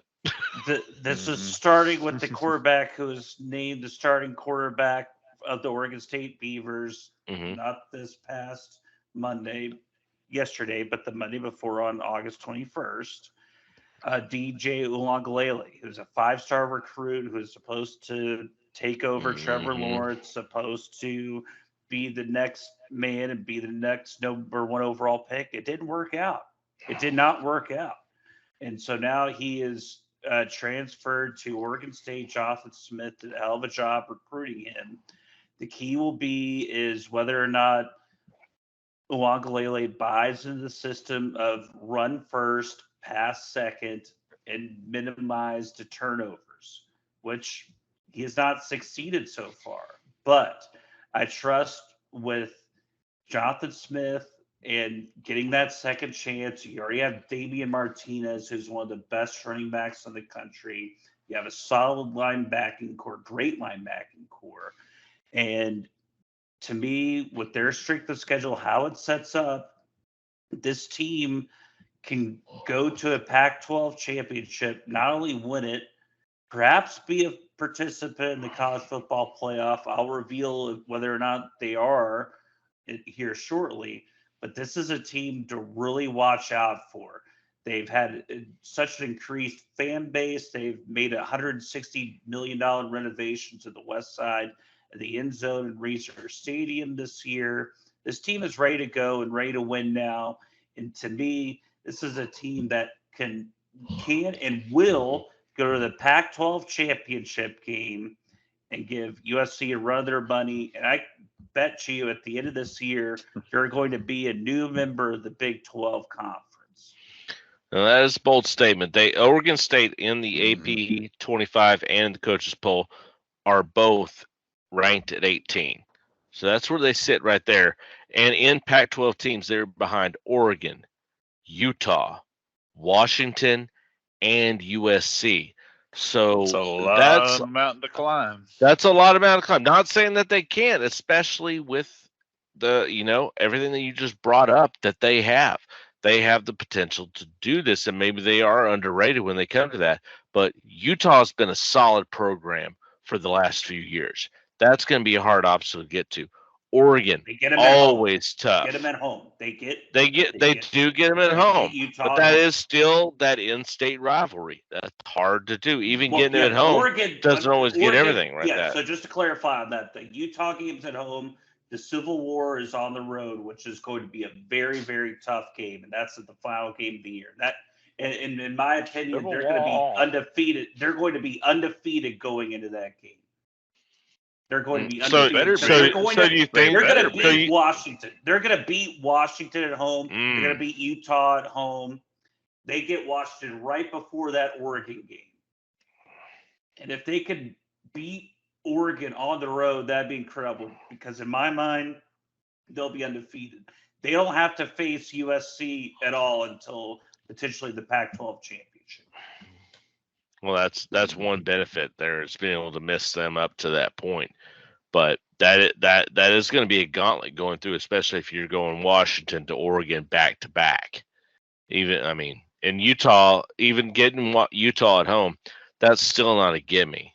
That's going to be a rough game to do, and that's going to be a hard game to win the way Utah's been playing the last couple of years. So, if they come into the Civil War game, Oregon State game at the end of the season undefeated, you may have a convert at that point. You may have somebody, depending on how they play. I may join you on that bandwagon when it comes to that point, but there's going to be a lot of proving that they need to do to get me to be on the bandwagon that you're on. But I see where you're going with it. I see where you're going with it. I do.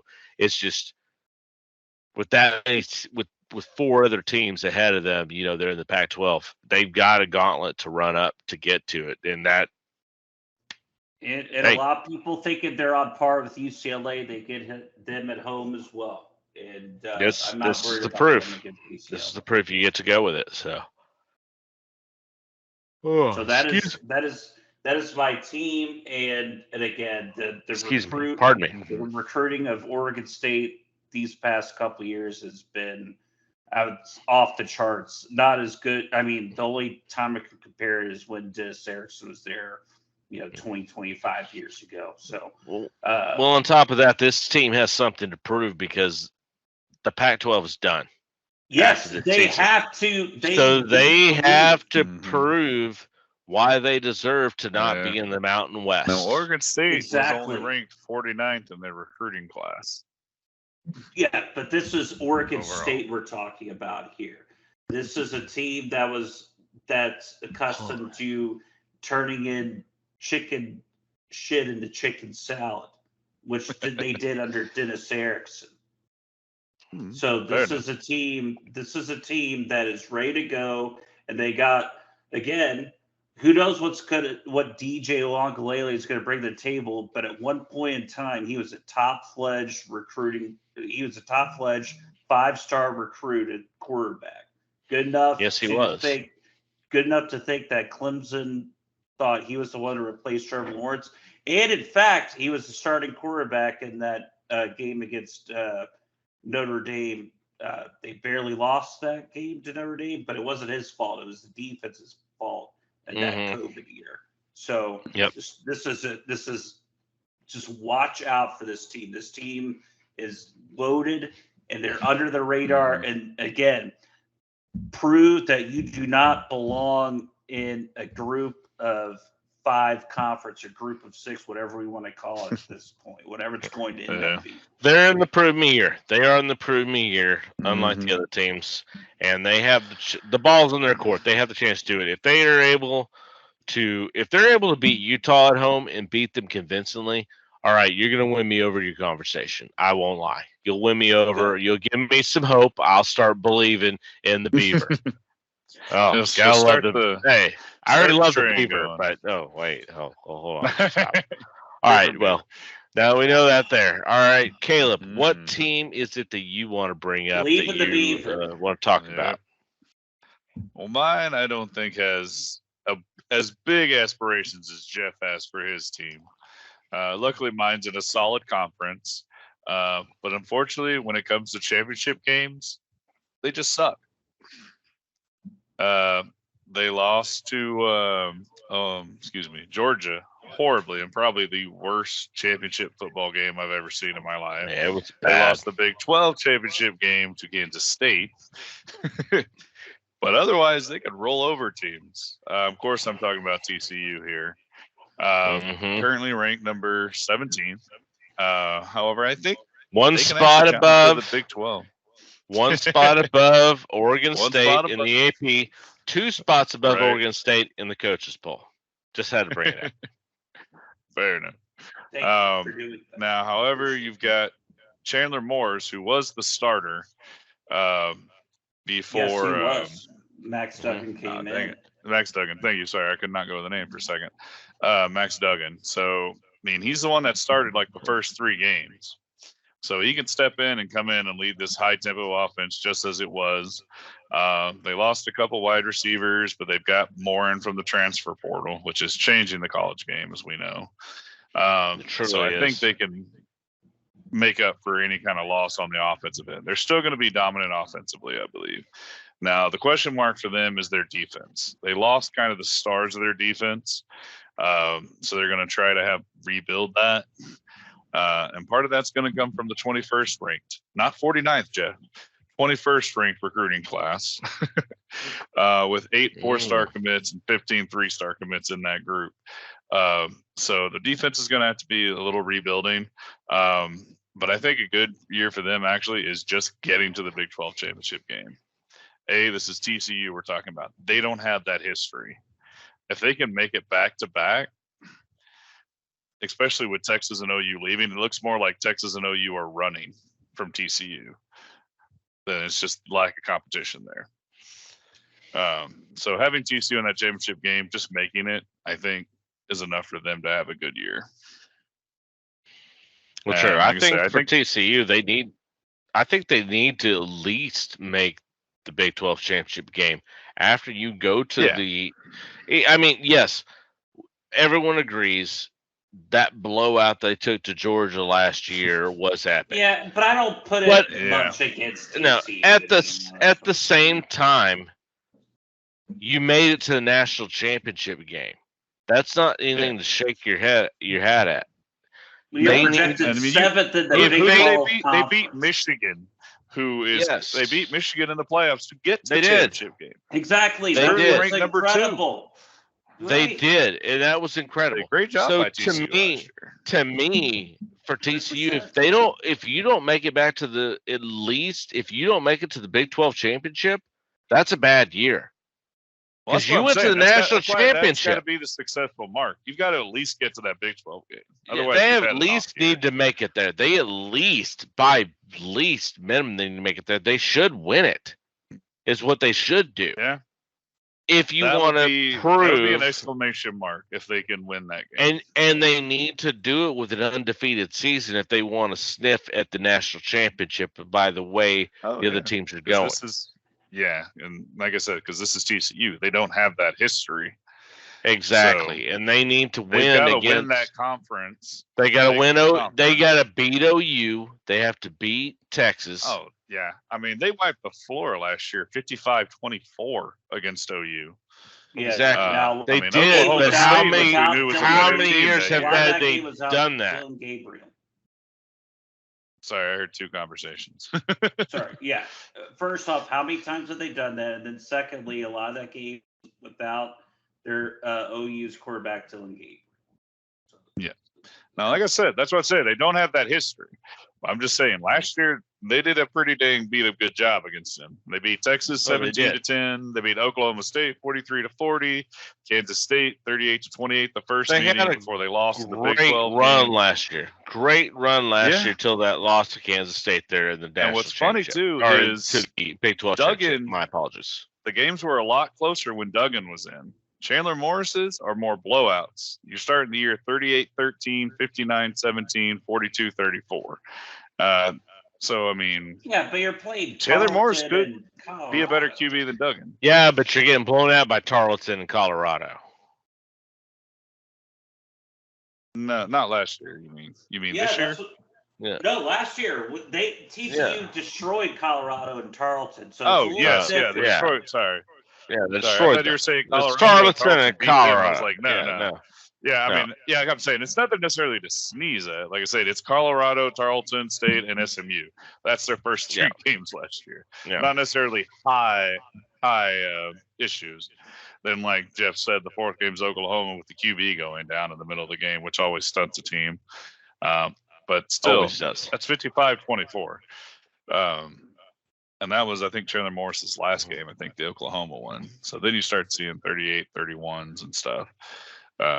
So like I said, I think the offense is going to be fine. The question marks on defense. Successful year, at least gets the Big 12, exclamation mark, win it, and hopefully make the playoffs for them. Is what TCU. And I agree. For. I think that's a fair for TCU. Nationally, I don't think anyone expects nationally TCU to get even anywhere near the Big 12 championship. But that's because that's nationally. Now, booster-wise, the boosters want them to be there for that, because what school wouldn't if you went to the national championship? Oh, you can't even get to the Big 12 championship? Then maybe your coach. And I know OU's still in a rebuilding year. OU still is in a rebuilding year. This is the time to strike on that. Texas, Oklahoma State. I throw Kansas State in there, but I feel like they're rebuilding a little bit. But you always throw Kansas State in because Kansas State can throw you for a loop. Yeah, that's what I was saying. Yeah, I was like, I don't overlook them by any means. Yep. So. Yeah, the only thing I was going to comment real quick on TCU, if I can, just very, very quickly. The only thing that concerns me, too, about, again, we mentioned the quarterback situation with Max Duggan and Chandler Morris. Also, too, you're losing Keandre Elliott, you're losing DeRicardo, and you're also losing your number one wide receiver in Quentin Johnson. I just also Mr. Drops? I'm sorry. I think he did more to hurt, in all honesty, with Mr. Drops. Oh, that's bullshit. Shit. I know. He was a good college receiver. He was a good college receiver. He was Rashard Perryman. That's a fucking. Call me when he does something in the NFL. But again, someone needs to protect Chandler Morris too. This is true. Like I said, those are good. Wide receivers are covered up with the transfer portal, but like I said, those are good teams to look at. That's going to be interesting stories to look at as we go into. My team that I think that I'm going to be looking into is the Texas Longhorns. And yes, that is a pick that people are like, oh yeah, well they're number 11. Yeah, that's an easy pick to take. To me, this is Steve Sarkisian's test. He's had 2 years. In college football, they give you 2 to 3 years where you can turn the program around, because you then now have your guys in. You've recruited the guys you want to. This is his point where he's recruited his guys. He's got Arch Manning now in there. This is where the boosters of UT are really going to judge where the boot meets the butt. It is. This is shit or get off the pot time for you for Texas football. You've had your time to recruit your guys. Now we need to see production. If Texas doesn't get to I'm not going to say national championship. If they don't get to the college playoff, it is a failure for the season. Not even if they win the Big 12? No, they have to get to the college football playoff. If they are not one of the 4 teams, this is a loss. Yeah, for UT, because of Texas is almost expectations. Yep, exactly. This is expectations for this, because University of Texas brings in more money than any other college program. Oh, sure, yeah. And Steve Sarkisian, now he's down his 3rd season. He's got his guys. He's recruited his guys. His guys that he's recruited his first year there are now going to be coming to their junior year. You now need to show production. Now, I'm not saying they have to win the national championship. I'm not saying that. They're at 11, in the AP, and I think they're 12 in the college in the coaches poll. I'm not saying you need to win, but they got to beat Alabama. They've got to get into the championship. They have to get into the college football playoff. for this to be a successful year, because Texas has waited too long. After Mac Brown won the championship, they went through Charlie Strong. They went through what's his name from Houston, Tom Herman. Tom Herman. Yeah. They went through that. Each of those they thought they had faith in. Now they're on Steve Sarkisian, coming from Alabama. Yeah. Had the pedigree He from was that. the boosters hire, though. He was the boosters hire. much. They need to see return on their investment. And if they get the college playoff and they lose in the college playoff, and hey, they lose by a field goal or something, even if they lose by 10 points, I think they're good. He's good with his job. But if they win the Big 12 championship game and they don't make the playoff, you say it's a failure? There's a lot of expectations in Texas. There's too much expectation. In Texas, expectation, they should have won the Big 12 last year. They had a failure last year. In a dozen years. Mm-hmm. I mean, man. They haven't. But Quinn Ewers is coming out right now that he has had 3 years to prove himself as a college quarterback, and he's coming out into college. He was a top recruit that should have had more success in the college football game. This is his prove it year. This is his prove it year. Last year should have been his prove it. It should have been. But this is his last chance to prove it. Yeah. So it really is. Then Manning's kid's going to come in. Exactly. Let me just go through this scenario here real quick. Just very, very quick. Okay. So Ewers goes in there. Yeah, obviously they'll beat Rice. They lose to Alabama. They beat Wyoming, and then they struggle and say beat Baylor on the road by what's called a last-second field goal. Do you put Arch Manning in the starting role at that point, or do you keep Ewers in there? Well, that depends on how Ewers has played at that point. Let's say he's played a B performance. Well, let's say he's gone to get when he went against Alabama and they lost. He actually threw for 294 yards, 2 touchdowns, maybe an interception, and but he got knocked out early in that game, though. They could have won. They probably would have beat Alabama that game if Ewers played the probably would have been. But say you throw for that and you lose by that and you lose by a last-second field goal. Okay. And then even with Baylor, as you were just saying with that, he goes in, it's quarterback battle. If he's out there playing his ass off and he's actually, proving it, and it's not him throwing away, throwing 3 interceptions a game, not fumbling the ball in critical situations at the, in the red zone, you can't take him out. Quinn Ewers has the potential to play himself out of the position. Or into. That's where it is. He can the ball is in his court. Oh, sure. To do so, he could be the first overall pick if he wants to be. He could be, and he has the potential to do that. So, as you're saying, in that situation, that's why I asked the question, whose fault was it for the losses? Is it Quinn Ewers' fault? Did he throw 3 interceptions in that Baylor game because he's just playing reckless? Absolutely. Then who knows? Is the defense faltering, and we need to look at that as to address that point? Then no, he shouldn't be. I mean, I know it all comes down to the quarterback, but at the same time, that's hard to, in the situation you just gave, it's hard to say without other different information being brought in.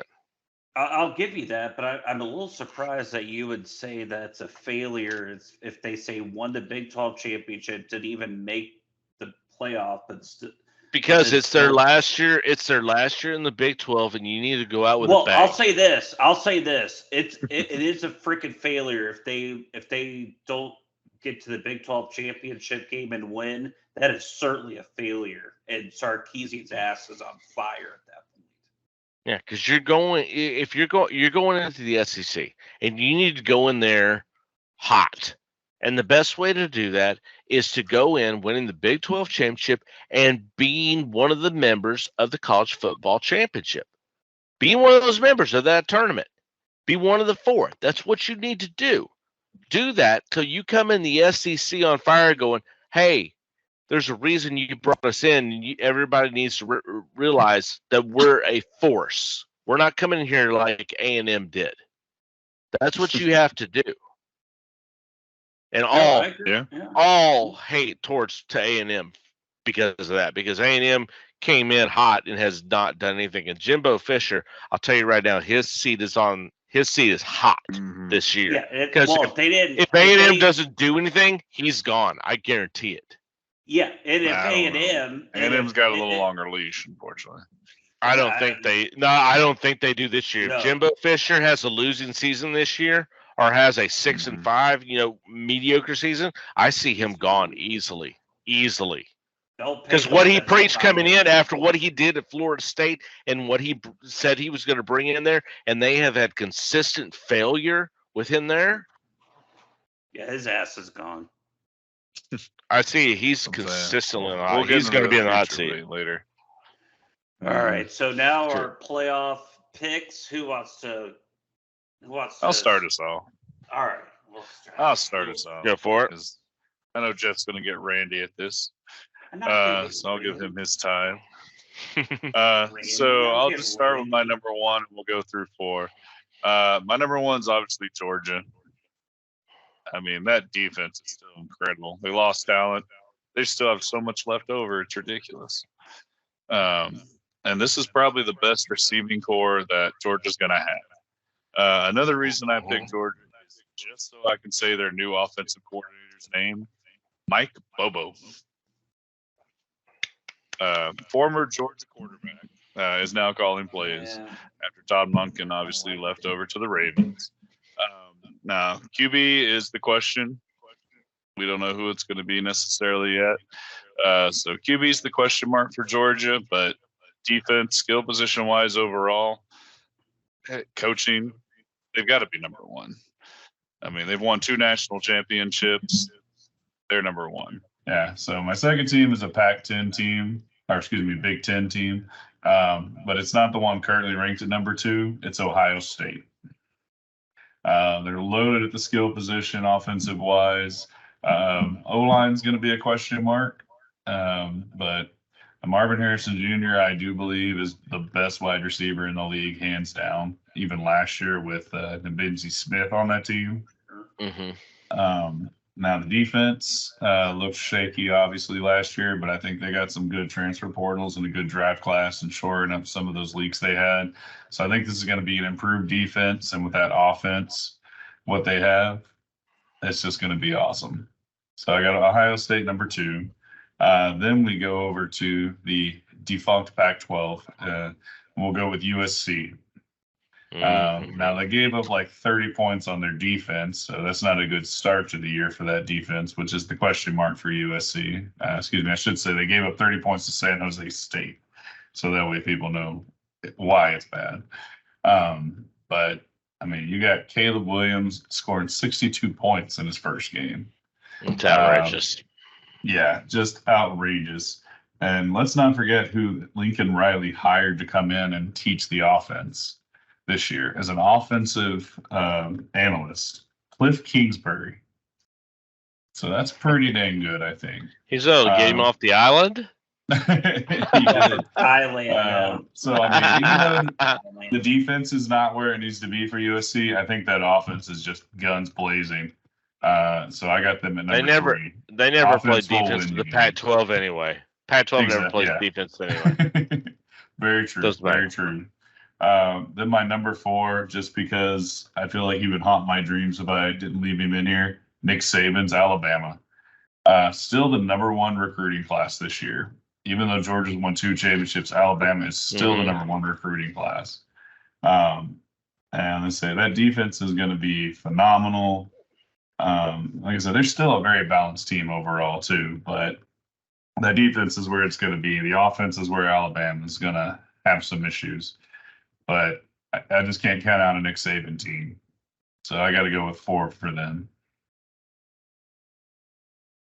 And your winner will be Oh, yes, my winner, excuse me, Ohio State. Ohio State. Oh, I think they've shaken off the bugs, and I think Ohio State can make this. ballsy move, Cotton. We'll see if it pans out. I want to hear. All right, Jeff, I wanna you're hear up. Chris. Oh, No, I wanna you're hear up. yours You're up. first. I'm going last. I'm going last. The perks of All being right. the MC. So my number one team will be the Alabama Crimson Tide. I think this team is absolutely loaded.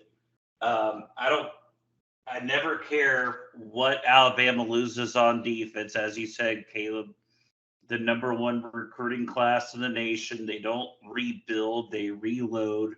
I'm not concerned about them defensively whatsoever. I think Chase McCollum is going to be an outstanding running back. He'll just fill in the role of Jahmyr Gibbs, just like every other running back at Alabama does. They're loaded at wide receiver. And I don't think their schedule, is particularly difficult for Alabama standards. Yes, it is a very difficult schedule. But And they're in at the the same SEC. time, the two toughest teams they get are at home. And that's Texas and LSU. And you throw Tennessee in there too. So their three toughest games are at home. And when they go to the SEC championship, which I believe is going to be Georgia, I'm not sold on Carson Beck as a quarterback. There are too many times where I don't trust his arm strength or his decision making. I think that's going to be a setback for Georgia this year. That's why I don't have them even making the playoff. Second, I'll have Ohio State getting into being the second role. I think they're going to overtake Michigan. I think it's just really hard for me to wrap my mind around the fact that Michigan would actually beat Ohio State 3 years in a row, and Ohio State certainly has a better team speed and better offensive talent at the skill positions than Michigan does. And so number 3, I'll do this mainly. It's not because I really like the team, but they have the recent history and the schedule really favors them, and that's the Clemson Tigers. I think they have a great quarterback in Cole Kubinek. I think he's great in the ACC, and I think if they go undefeated, which I assume they will because no one else is to the level of them anywhere close to where they're at, except maybe for Jordan Travis, the quarterback of Florida State. But then they get Florida State at home. So I think Clemson wins that, and then they avoid them in the ACC championship game. Play someone like Pittsburgh or North Carolina neutral site. I believe they'll win. And then I have the USC Trojans losing once to Oregon on the road and then beating Oregon State in the Pac-12 championship. Not the Beaver. And then so I have Beaver runs short at that point. So to speak. And so USC, I believe, will beat Alabama because I think their offensive firepower is too much. Ohio State. That's a ballsy call. Mm-hmm. Ohio State is just a flat-out better team than Clemson. They'll beat Clemson. And then in USC and Ohio State, an old-fashioned Rose Bowl to cut out the Pac-12 when they go to extinct status. USC wins because they have the quarterback, Caleb Williams, gets it done. USC. Pac-12 goes out on a high note. That's a very interesting one. I like that. I actually like that. I'm not going to get too in depth with mine. I am going to go ahead and say I think Georgia's going to be in it. I think they've got the team. Kirby Smart's been good about keeping everything in with that. I'm gonna disagree with both of you in this. Is I think Michigan's going to stay into this. I think they're going to be into it. I think Michigan's going to stay into it. I think Harbaugh's learned from some things. I think they've got a good team going on with that. And honestly, I think Ohio State, yes, Marvin Harrison Jr. is great. I think he's great. He has Heisman potential in it. But I think that Ohio State is a little high on themselves. And I'm going to call Michigan beating Ohio State. And not only am I calling Michigan beat Ohio State, I'm calling Penn State beating Ohio State. Whoa. I'm going to go out on the limb. Over the Penn bow. State. Shots fired. Now, Penn State, I don't see them having a great season, but I see that being their That's on their the Super Bowl. road. That's in Columbus. On the road in Columbus, them coming in and upsetting Ohio State. Now, wow, that'd be amazing. Love to see it, but that is going to be my call of the season. Now, if I get it wrong, of course, I'm fine to get it wrong. I respect the bold I'm prediction. calling that prediction right now. In that Ohio State, I think they're a little high on themselves, and I don't think they're going to stay there in the 3. They're not even going to make, and with a loss to Michigan and to Penn State, that they will not be in the 4 with that. I'm not saying Penn State's going to be in my top 4 because of that, but I don't think Penn State's going to have, a season to be in the top 4, but I think that that's going to be their top win of the season. And that's going to be their possibly their Penn State's way to take Ohio State out of it is by beating them. So that's my call as of right now. So I have Georgia and Michigan in my top 2, and I don't want to put Alabama in there. I don't want to. But I'm going to because I feel like I know it's going to be Alabama and Georgia. I know it's going to be them in the SEC championship. I know that. And I know even the loser, that's still going to be in the top 4. I know it. I just know it's going to happen. So I've got to put Alabama in there. I have to because I know it's going to be one of those that those two are going to meet in the SEC championship. And the loser is still going to be in it unless they get blown out by like 55-0, to where it's like egregious to put them in there. But I don't see that happening. I still see that being a slug out where maybe it's a 3 to 10 point victory. So you can't take them out of it. So you got to keep Alabama in it because of that. And I hate that, but that's what it is. But I do see USC being my 4th team in there. So I've got Georgia, Michigan, Alabama, and USC. And even with all my talk about Texas earlier, they need to get there to do that. Mm-hmm. They need to do that to make a successful season. Mm-hmm. You gotta. They have to have a spectacular season to outbeat Alabama or Georgia losing in the SEC championship to overtake them. They need to win out convincingly. And I just don't know if they'll do that because they haven't proven that in the last 2 seasons under Sarkisian. They just haven't done it. Like there have been times that they should have won that they didn't, and they got blown out in bad games. So, I mean, I can't give them the faith. I brought them up because that's what they need to do, but I don't have the faith in them doing that. So saying that, I've got Georgia, Michigan, Alabama, USC. And it's hard to guess with the Georgia-Alabama game of where it's going to go. But just for sake of conversation, I'm taking Georgia over Alabama in the SEC. So then you'd have Georgia at number 1, Michigan number 2, USC at 3, and Alabama at 4. So in that aspect, you have Georgia, Alabama going in the first round. I'm taking Georgia over that. You have Michigan, USC. I'm taking USC over Georgia, which means I'm going Georgia, USC, national championship, Georgia taking the 3-peat. All right. Well, no. First 3-peat in a long time over USC. That's my first 3-peat in the college football play. Yes, going for it. I'm going for it. One question I have, again, too much hypothetical here, but just very. There's a lot of hypothetical with it. Yeah. Go for it. But What if USC and Texas had one loss for the final spot? I wonder who would get that. I guess it just depends on who they lose to. Depends on who they lose to.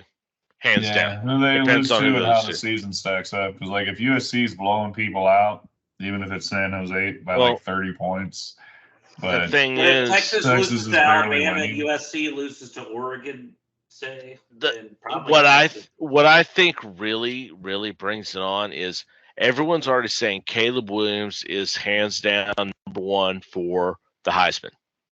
mhm. If Quinn Ewers has a better season than Caleb Williams and beats him out for the Heisman, I think that's what that it doesn't matter at the loss at that point. I think No, honestly, I think I Marvin think at that Harrison point, Jr. that'll shouldn't bring be it counted in. out as a wide receiver. Yeah, for the Marvin Heisman. Harrison. No, I'm could not counting him out obviously for have it a as chance. Well, well. no, I know. I see what I you're even saying. said but I'm that. just going to I throw even his name said- out there either. I even Yeah. said before I said that I think they're going to lose to Michigan and Penn State that I believe Yeah. he is a Heisman candidate. Oh, I sure. do. Yeah. I do. I just think that Ohio State gets a little high on themselves and people get a little high on Ohio State because they're the Ohio State. Well, that's like And- the Ohio State Michigan brand. They're just high on themselves. for No, they do. reason. They do. And that's the thing. It's hard to say that they're going to beat Michigan. Like Michigan's going to beat them Yeah. 3 years in a row. That's hard to say because that Yeah. doesn't happen. But hey, everybody else is going against it. I'm going to pull the 90 degree and take a right and go for it. And I really think that they're sleeping on this Penn State. I think that Ohio State is so focused on beating Michigan is why Penn State can come and sneak a win out there at the That'd be Horseshoe. crazy. It's I think they possible. can because I think Hmm. that Ohio State only cares about beating Michigan because Michigan is number 2 and they're number 3 and they're so obsessed about Michigan that I think Penn State could sneak one out on this. And they've lost the last Yeah. 2 years as well. They have. So this is a perfect trap game for Ohio State that I don't think's being talked about enough. That's a good call. Ballsy, good call. It is ballsy. It may I be appreciate- completely I wrong, but at that point, I appreciate that's your the way I look at courage. it.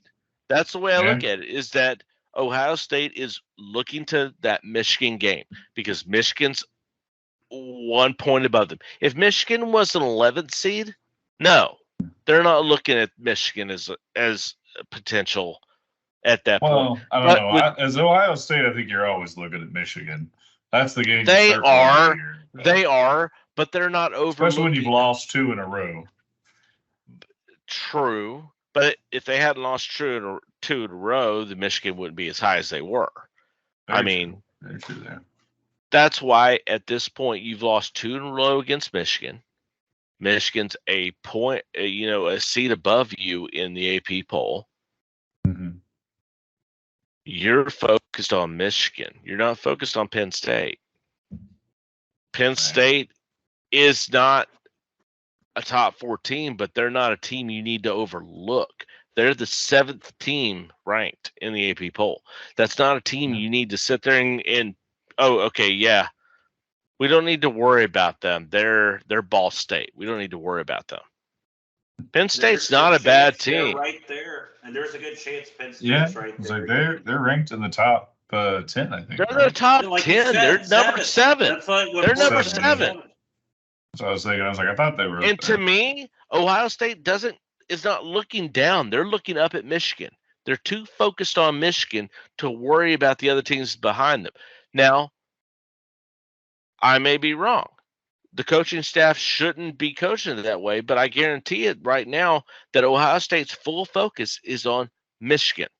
That's their full focus in this season is we've lost 2 years against Michigan. They're ranked above us, and we have to beat them if we want to stay where we're at.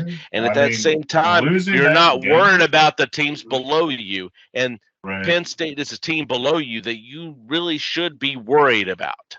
Right. Yeah. Totally Yeah. agree. I mean, Penn State's and I- dangerous, but I yeah. also think I see them losing at least 2 games this year. No, I'm not saying Penn State's going to be in the top 4. I already told you. No, They're that's not what my I'm saying. top I 4. agree with you. Like I say, Penn State's dangerous, Yeah. but like I said, this is going to be like one of those games where like, oh man, this team beat who? No, yeah, I actually fully expect Penn State to lose to some rando team and be like, They oh, always okay, do. yeah, they always do, and you're like, oh, okay, that's Penn State. Yeah. But I really like Ohio State needs to be prepared for that game. If they're not prepared for that game, Penn State's going to upset them, and that's going to throw them out because then Michigan's going to beat them as well, That'd be, hands down. That'd be awful. Because I think but it could. and I It's not. and I Yeah, base that yeah. solely on, and I maintain that solely on Michigan being pissed off a bit, being upset by TCU last year, and taking Yeah. a grudge into it. I just don't think. I think they'll take it out on Ohio State. I just don't think they can take it further than that. I appreciate the courage. Somebody's got. Hey, I'll go for it. I don't care. What skin am I going to lose in it? It's not like I got a bet on it or anything. These are just our predictions. Yeah, well, we got enough bets going on that we got to sell next week. Anyways, all right, we'll take a quick break right here, and we'll get into what everyone's favorite segment, What the F, with Jeff. Be right back.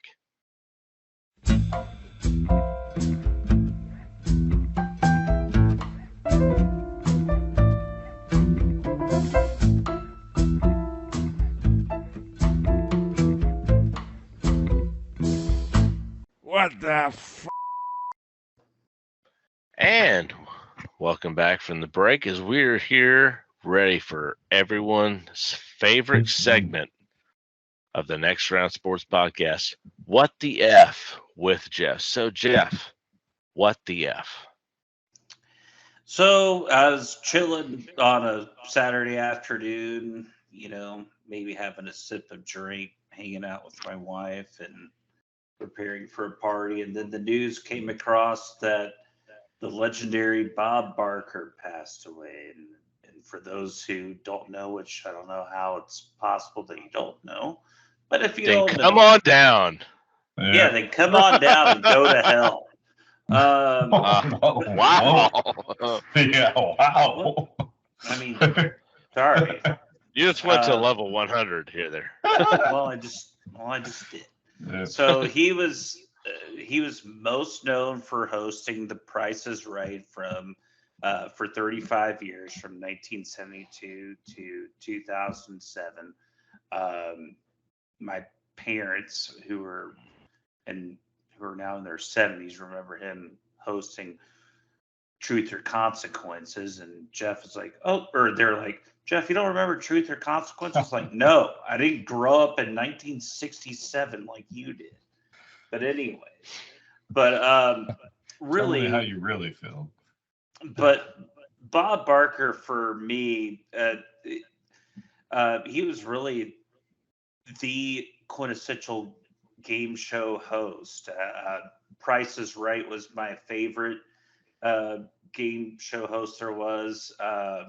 My brother and I religiously, every single summer, our ritual would be to watch Price is Right at 11 o'clock in the morning Eastern time in Chattanooga, and then just walk over to McDonald's and pick up food, or just watch TV, or Bob Barker was every sick child's favorite friend to come on the TV. Well, I was about to say another Amen. thing too. I was about to say another thing Yep. too. Amen. Anytime you were sick, you cut on Price is Right immediately, and you put that on and watch it. And it was such captivating television, even for a game show. Which, look, I loved Wheel of Fortune. I loved I should say I love those shows. I enjoyed watching Wheel of Fortune. I enjoyed watching The classic. Jeopardy. But Even there's Let's something Make a about Deal before that. Love Jeopardy, and we lost Alex Trebek way too soon. yes, Yes, that was a that's very horrible true. loss as well. But there's just something about Price is Right that made it always so exciting and so captivating. And Bob Barker was such a huge part of that. And he had the ability to connect with an audience and had the ability to captivate people of all ages, whether it be your grandmother, your father or mother, or yourself, or even your younger siblings. He just had the ability to communicate with people of all ages, and that he did. He did do that. ethnicities, anything. And you know what? You know when he best did that? When he got him into the movie of Happy Gilmore with Adam Sandler. Okay, And in that movie, I was going to. Everyone knows this movie. Everyone knows Happy Gilmore and how Adam Sandler and Bob Barker got into a fight during the golf match, and it was one of the best moments last year. It was one of the best moments in movie history to me. It was fantastic. It was. Of Bob Barker punching out Adam Sandler. Who wins that fight? Bob Barker. Price is wrong, bitch. It's classic line that's used all the time. It's just great. It just the way that he was able to come in and just make fun of himself and everything, and still come out on top. It was just.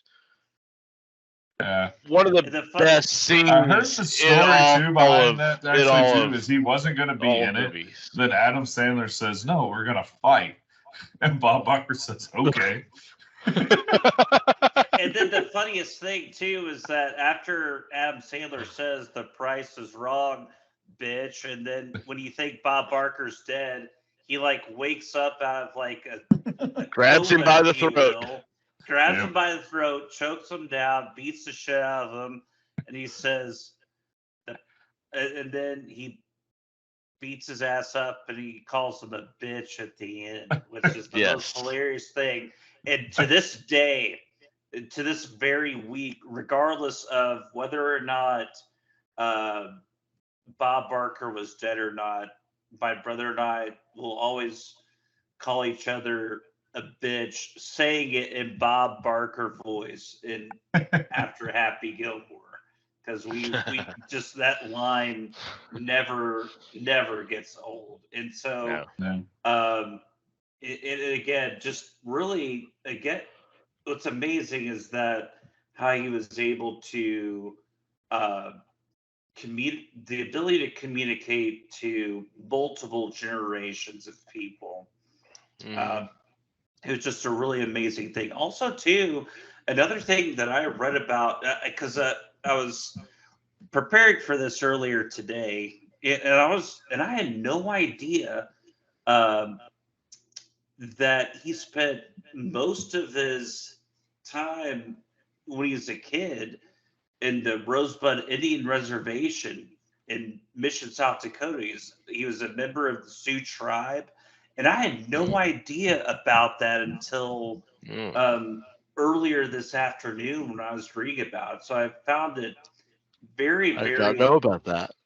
Interesting, and I had no idea that he had any kind of Native American attachment. So I was really interested about that. Obviously, once I've heard about that. I had no idea, and then. I knew he was a good basketball player that was like at the lower levels in college, like D2 level. And then like most of these personalities that became game show hosts, they were first radio personalities as well. And then my parents remember him on, again, like I mentioned earlier, Truth or Consequences. And then he was on Price is Right, but also too just his impact on animal rights as well. I mean, how many spay and neuter your pets? Spay and neuter your pets. Like, you gotta say it. How many? Bob Barker. If it weren't for Bob Barker, when we have actually discovered have your pets spayed or neutered? But for him, I mean, I don't even know when I would have known those phrases unless if it weren't for Bob Barker. I'm sure I would have at some point in time, but certainly not when I was like 10 years old. Well, I heard he was saying it then and asking my parents and my grandparents. Well, my grandparents were taking care of me at the time. Asking my grandparents, "Hey, what does spay and neuter your pets mean?" I didn't know. I was a kid. Yeah. Sure. Right. Exactly. Yeah. So it's just, and again, his ability to communicate with people and also celebrities as well. I was, uh, I don't know if I'm a wrestling fan. I know that it may be out of your realm, but um, there's a famous wrestler by the name of Chris Jericho. He was on. Uh, Mhm. Bob Barker was on a WWE show with him, and then Chris Jericho said, "This is the only celebrity that almost made me break," and he showed that video today, and you can see where he almost made Chris Jericho laugh his ass off. But the thing is, though, it's just a great, such just really a great person, really someone that um, promoted the careness of pets, who was great to, again, all generations. I've said that a trillion times already, but um, just a sweet man, and again, insert all the jokes for the under 100 without going over. I know Mhm. in heaven that Bob Barker would be laughing at that statement. So I don't think there's He any would. offense to You put him in the perfect saying day. that whatsoever. So I think Not at all. I think he would appreciate the people laughing about and talking about that now.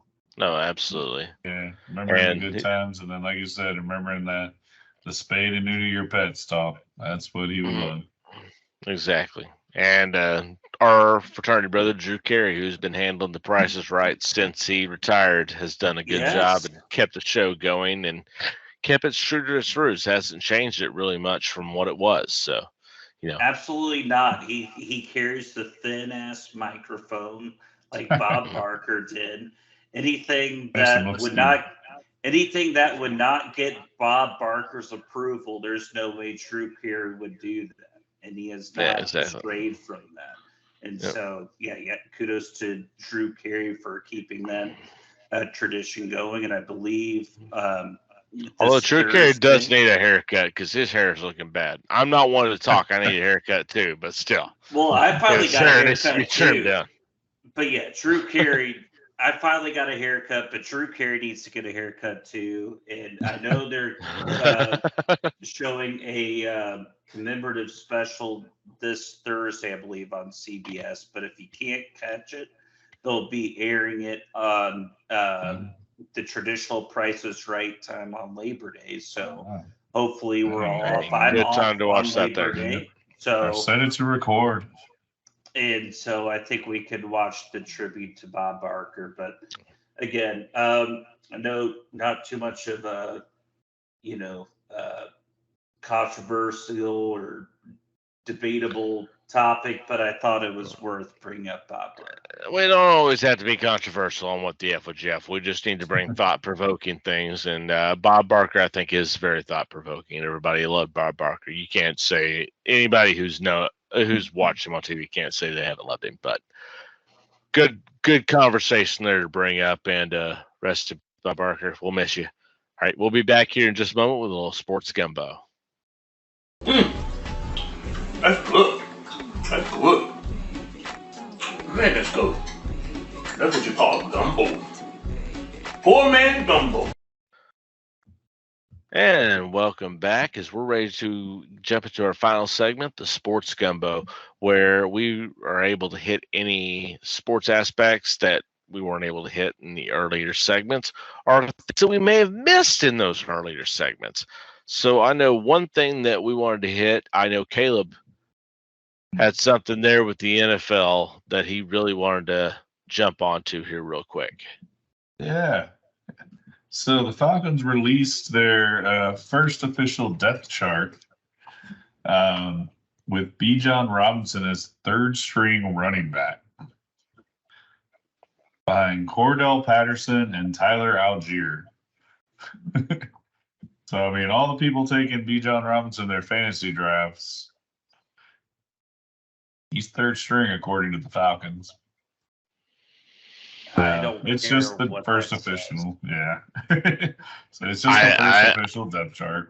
I don't see that happening. I mean, if Bijan Robinson happens to land to me in the second round and he has been drafted, then I think I might take a risk on that. Yeah, I'm midway through the second round. Gibbs might have the better rookie year than Bijan Robinson. Who? Gibbs with the Detroit Lions might have a better rookie year than Bijan Robinson. Not that he's the better player, but he might have the better year. No, I mean, if Cordell Patterson's going to be your true number one running back because he's that hybrid Deebo Samuel guy, we have a lot of bets to go through next week. That's all. We don't have to make a bet out of that. No, we're not making a bet out of that, but I can see where that conversation comes because Detroit has a better quarterback than Atlanta does. Mm-hmm. Bijan Robinson. Say what you want about Jared Goff. He's a better quarterback than what's his name there in Atlanta. Yeah. Oh, who's the starter there now? Exactly. Let me check their depth chart now that I have it. Desmond Ridder. Exactly. Yeah. Desmond Ridder. Jared Goff's a better quarterback than Desmond Ridder. You have a better quarterback, you're going to have a better running back production. Is he? I'm not sure if Jared Goff is better than Desmond. He had a pretty good year last year. Really? Didn't even throw double-digit interceptions last year. And I believe what has Desmond Ridder done in the NFL that you can base besides being a Cincinnati boy that you like Cincinnati? Yes, exactly. Which bases all your decisions. I think he's better than Jared Goff at this point. That's something we could actually make a bet on and debate on. Is who has a better year, Jared Goff or Desmond Ridder? I swear to God, this is a whole freaking segment next week for all the bets we're going to freaking do. This is going to be 2 freaking segments. Because I got another one. I got another big one, and I think I got a big one. We already know your big one. You've already flapped your gums about that earlier. No, I got a bigger one than that. I got a bigger one than that next week. Oh, next week. Okay. Keep us in suspense then. Keep us in suspense. I just wanted to bring up the fact that he's currently third string on their depth chart. Who? That's surprising. That is surprising, considering people are talking about him as a number 5 pick. I can see maybe behind Cordell Patterson, but Tyler Algier as well. Yeah. Really? Who's that according to? Falcons. This is their official depth chart release. Their team website has it. I don't fucking care what they say. No one pays attention to that shit. Third over. Like I said, it's early. They drafted him 8th overall. He is to put him as the 3rd running back. I don't give 2 shits what that says. You're telling me Tyler Algier is going to get more runs than him this year? According to this depth chart, that's what they've slated so far. You really believe that? No, and then you wasted the number 8 overall pick if you did that. I don't. But I'm just saying, if you're drafting that high in your fantasy league and he's 3rd string, that could be a possible problem. I will let people do that and screw their teams. Absolutely. I will absolutely do it. I'm sorry. All right. I don't care what the fuck that thing says. Bijan Robinson is their starting running back, and he'll get the first carry in 2023. He might. All right. Well, we want to jump into a little bit of golf here. I know we got the Ryder Cup coming up, and that's something that you've been passionate about here, Jeff, with the Ryder Cup coming up. Zach Johnson, U.S. team captain, able to bring in my boy, Brooks Koepka, which why wouldn't he? Oh, God. I'm surprised he didn't have to leave us. Why wouldn't he bring him in? No, he should. He needs to bring him in because he's one of the best players on the American side. He has to bring him in. He's the only player that he brought over from LIV, the only one. But there's a reason why you bring Brooks Koepka over, because if you want to win, you bring Brooks Koepka. That's what you do. Right. And no, I totally agree. And I'm sure Zach Johnson told all of his dudes, like, look, do you want Brooks Koepka on your team? And I'm sure 10 out of the 11, if not 11 out of 11 said, yes, I want Brooks on my team. So they brought Brooks on the team. And so, especially when you got guys like Wyndham Clark and Brian Harman, who, yes, they qualified based on points, based on their major championship wins. It doesn't mean they need some more depth there. And so, therefore, That's why they have, that's what, why you 11 bring- players on the team?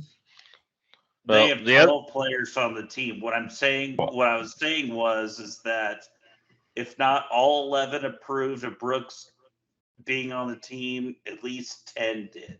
I could not imagine any more than 2 players disputing Brooks's inclusion on the team. I mean, he had to be on the team. He's one of the best players in America, so you got to put him on there. I mean, that's just the reality. And so there's one live dude on there, and then that's what it is. Brooks needs to be on there. He's a fucking douche, but he needs to be on there. He's not a douche. You should stop that. But Right. Johnson's He is a other douche. picks, his other captain's picks that he made today were Colin Morikawa, Ricky Fowler, Jordan Spieth, Sam Burns, and Justin Thomas. And I have a lot of questions of why Justin Thomas and Sam Burns are in his selection here, because As do neither have played well for months. Justin Thomas didn't even make the FedEx Cup playoffs. No, he didn't. He has not made he made the cut in 1 to 2 tournaments that I've seen this entire season. He made the cut in Greensboro just to barely try and who get would in. you put in place of it? I'd put that's got Lucas Glover, who's red hot right now. Easily. Lucas I would Glover is put- better. I'd put Keegan Bradley in there over Lucas Glover. I'd put Justin Thomas and Sam Burns. I'd put those 2 guys over them. Mm-hmm. Those Easy. guys are red hot right now, and both of them have major championship experience. I was gonna Sam say, Burns that'd has be the never other won a question I major. might bring up to you. Keegan Bradley, he won a backdoor major. This is where you need to bring in some of the youth talent, because Justin Thomas, even though he's not out to pasture yet, but his play has been out to pasture, because he was hot 2 years ago when he was winning the Players' Championship, and he was actually doing something. And since that point, he has not done anything. He got obsessed with being Tiger's boy. That's all. And He got he obsessed has, with being Tiger's best and friend. since that point, he has missed every single cut besides 2 or 3. And he is when he's made the cut, he's not in the top 10. He's nowhere there. He's been a consistent disappointment for the past 2 years, and there's no reason he should be invited on to the Ryder Cup team. There's no reason. His play has not shown that he needs to be there. He's only there because he's one of the boys. Right, exactly. And of course, they have to keep their butt buddies together of Jordan Spieth, Ricky Fowler, Justin Well, Thomas. Spieth's had it all right. I'm he's not been saying all that right. Spieth.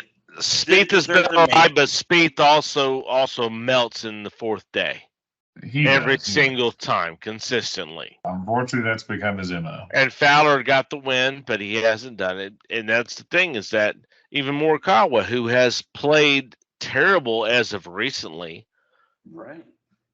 when he's been close, he's melted away at the end. The only player right now who's played significantly good in the past month and going forward that you can see playing good cannot be on the American team, and that's Victor Hovland, who just won the championship trophy, had won the tournament right before then, who had been in the top 5 pretty much every single tournament coming up to the tournament. He's going to win a major next year. Watch out for Victor Hovland He will win this next season. Watch out for him at the Masters. I would not be surprised if I he does picked not him- win the Masters because he is. I picked him to win the Masters last year, and he almost You did, and I just don't think he was ready at that point. But I think he's ready now. Oh, And I've yeah, liked he Victor should Hovland. be. I've been a big fan of his since he's come in, and unfortunately, he's from Denmark. He's not an American. Norway. He's Danish. He's Danish. Denmark, isn't he? Or is he from Norway? Norway? I thought he was from Denmark. My apologies. He's Norwegian. That's what I'm here for. Victor. But watch out for Victor Hovland coming out this next season. He's going to be hot. He's hot right now, and I think he's going to continue to build on it. He's going to be the player to watch right now. I mean, to me, he's up there with Rahm, McIlroy, those guys. Scheffler. McIlroy's not up there anymore. hell, Stop it. I can't. Stop it. I can't. Stop it. Is Stop it. Scheffler can't make a fucking putt. No, he can't make a putt, but you know what? He's still up higher. He still scores higher than McIlroy. Stop it. So That's get true. Scheffler off that list. That it's Rahm and Hovland then, because I can't trust.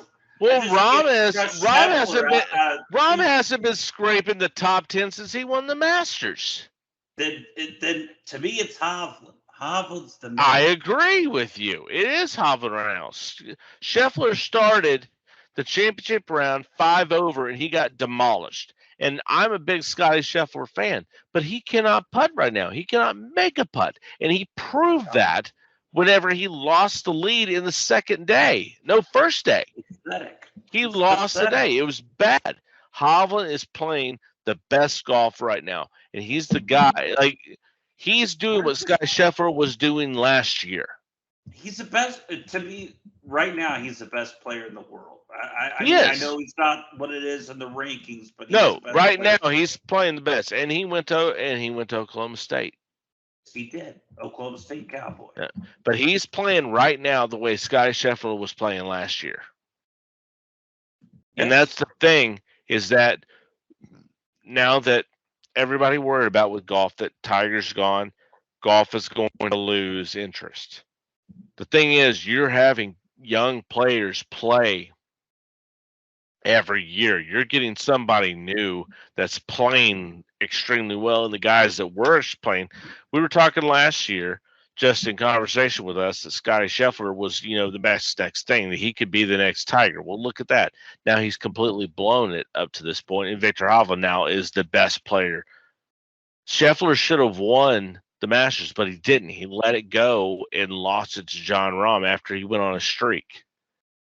Then I think Jon Rahm, Hovland- after the Masters, hasn't played like shit since then, and now Victor Hovland's the new guy. You've got so much change going on. It's not the same thing happening every time. You have, and to me, that's interesting in golf. To me, that's interesting. To me, I think golf is better than it's been in my entire life, because what you had before, I agree. What you had before, and Grant, television ratings would tell you, Jeff, you're a fucking idiot. But the thing is that, okay, yeah, you had Tiger on. Everyone would watch Tiger. Oh, if Tiger's not playing, nobody gives two shits about it. Nobody debates about it. All everyone's talking about Tiger. But as far as like the sport itself, the repartee from week to week that I have with people that I know watch sports that did not exist during the Tiger domination era. Did not exist. I had no friends that watched golf. Now I have 24 friends that watch golf because of the competitive. No, I think COVID did help golf gain viewership because it was one of the few sports we could do during COVID. Maybe a little bit. Sure. Sure. Which I see that as well, but I just think that there's more, like Tiger helped build golf to what it is. And I can't fault him for that. That just because I didn't want to watch golf when he was dominated, because there was no reason to watch it, because he was dominated every time. Yeah, kicked ass. I still saw what he did, and I appreciate what he did for the game. And I came to the stage a little bit later, but I'm enjoying golf now because of what Tiger did for the game. He helped bring all these players that are playing now are playing because they wanted to be like Tiger. Exactly. So it's brought the game to what it is right there. But we'll have more conversations about that as we get closer to the Ryder Cup and we get that all taken, get that all set up. I want to thank everyone for joining us here this evening. I think we've had a lot of great conversation. If there's anything that you agreed, disagreed with us, please put it down into the comment section. If there's anything you'd like for us to talk about next week in the podcast, please put it into the comments so that we can go ahead and talk about what you want to hear us talk about.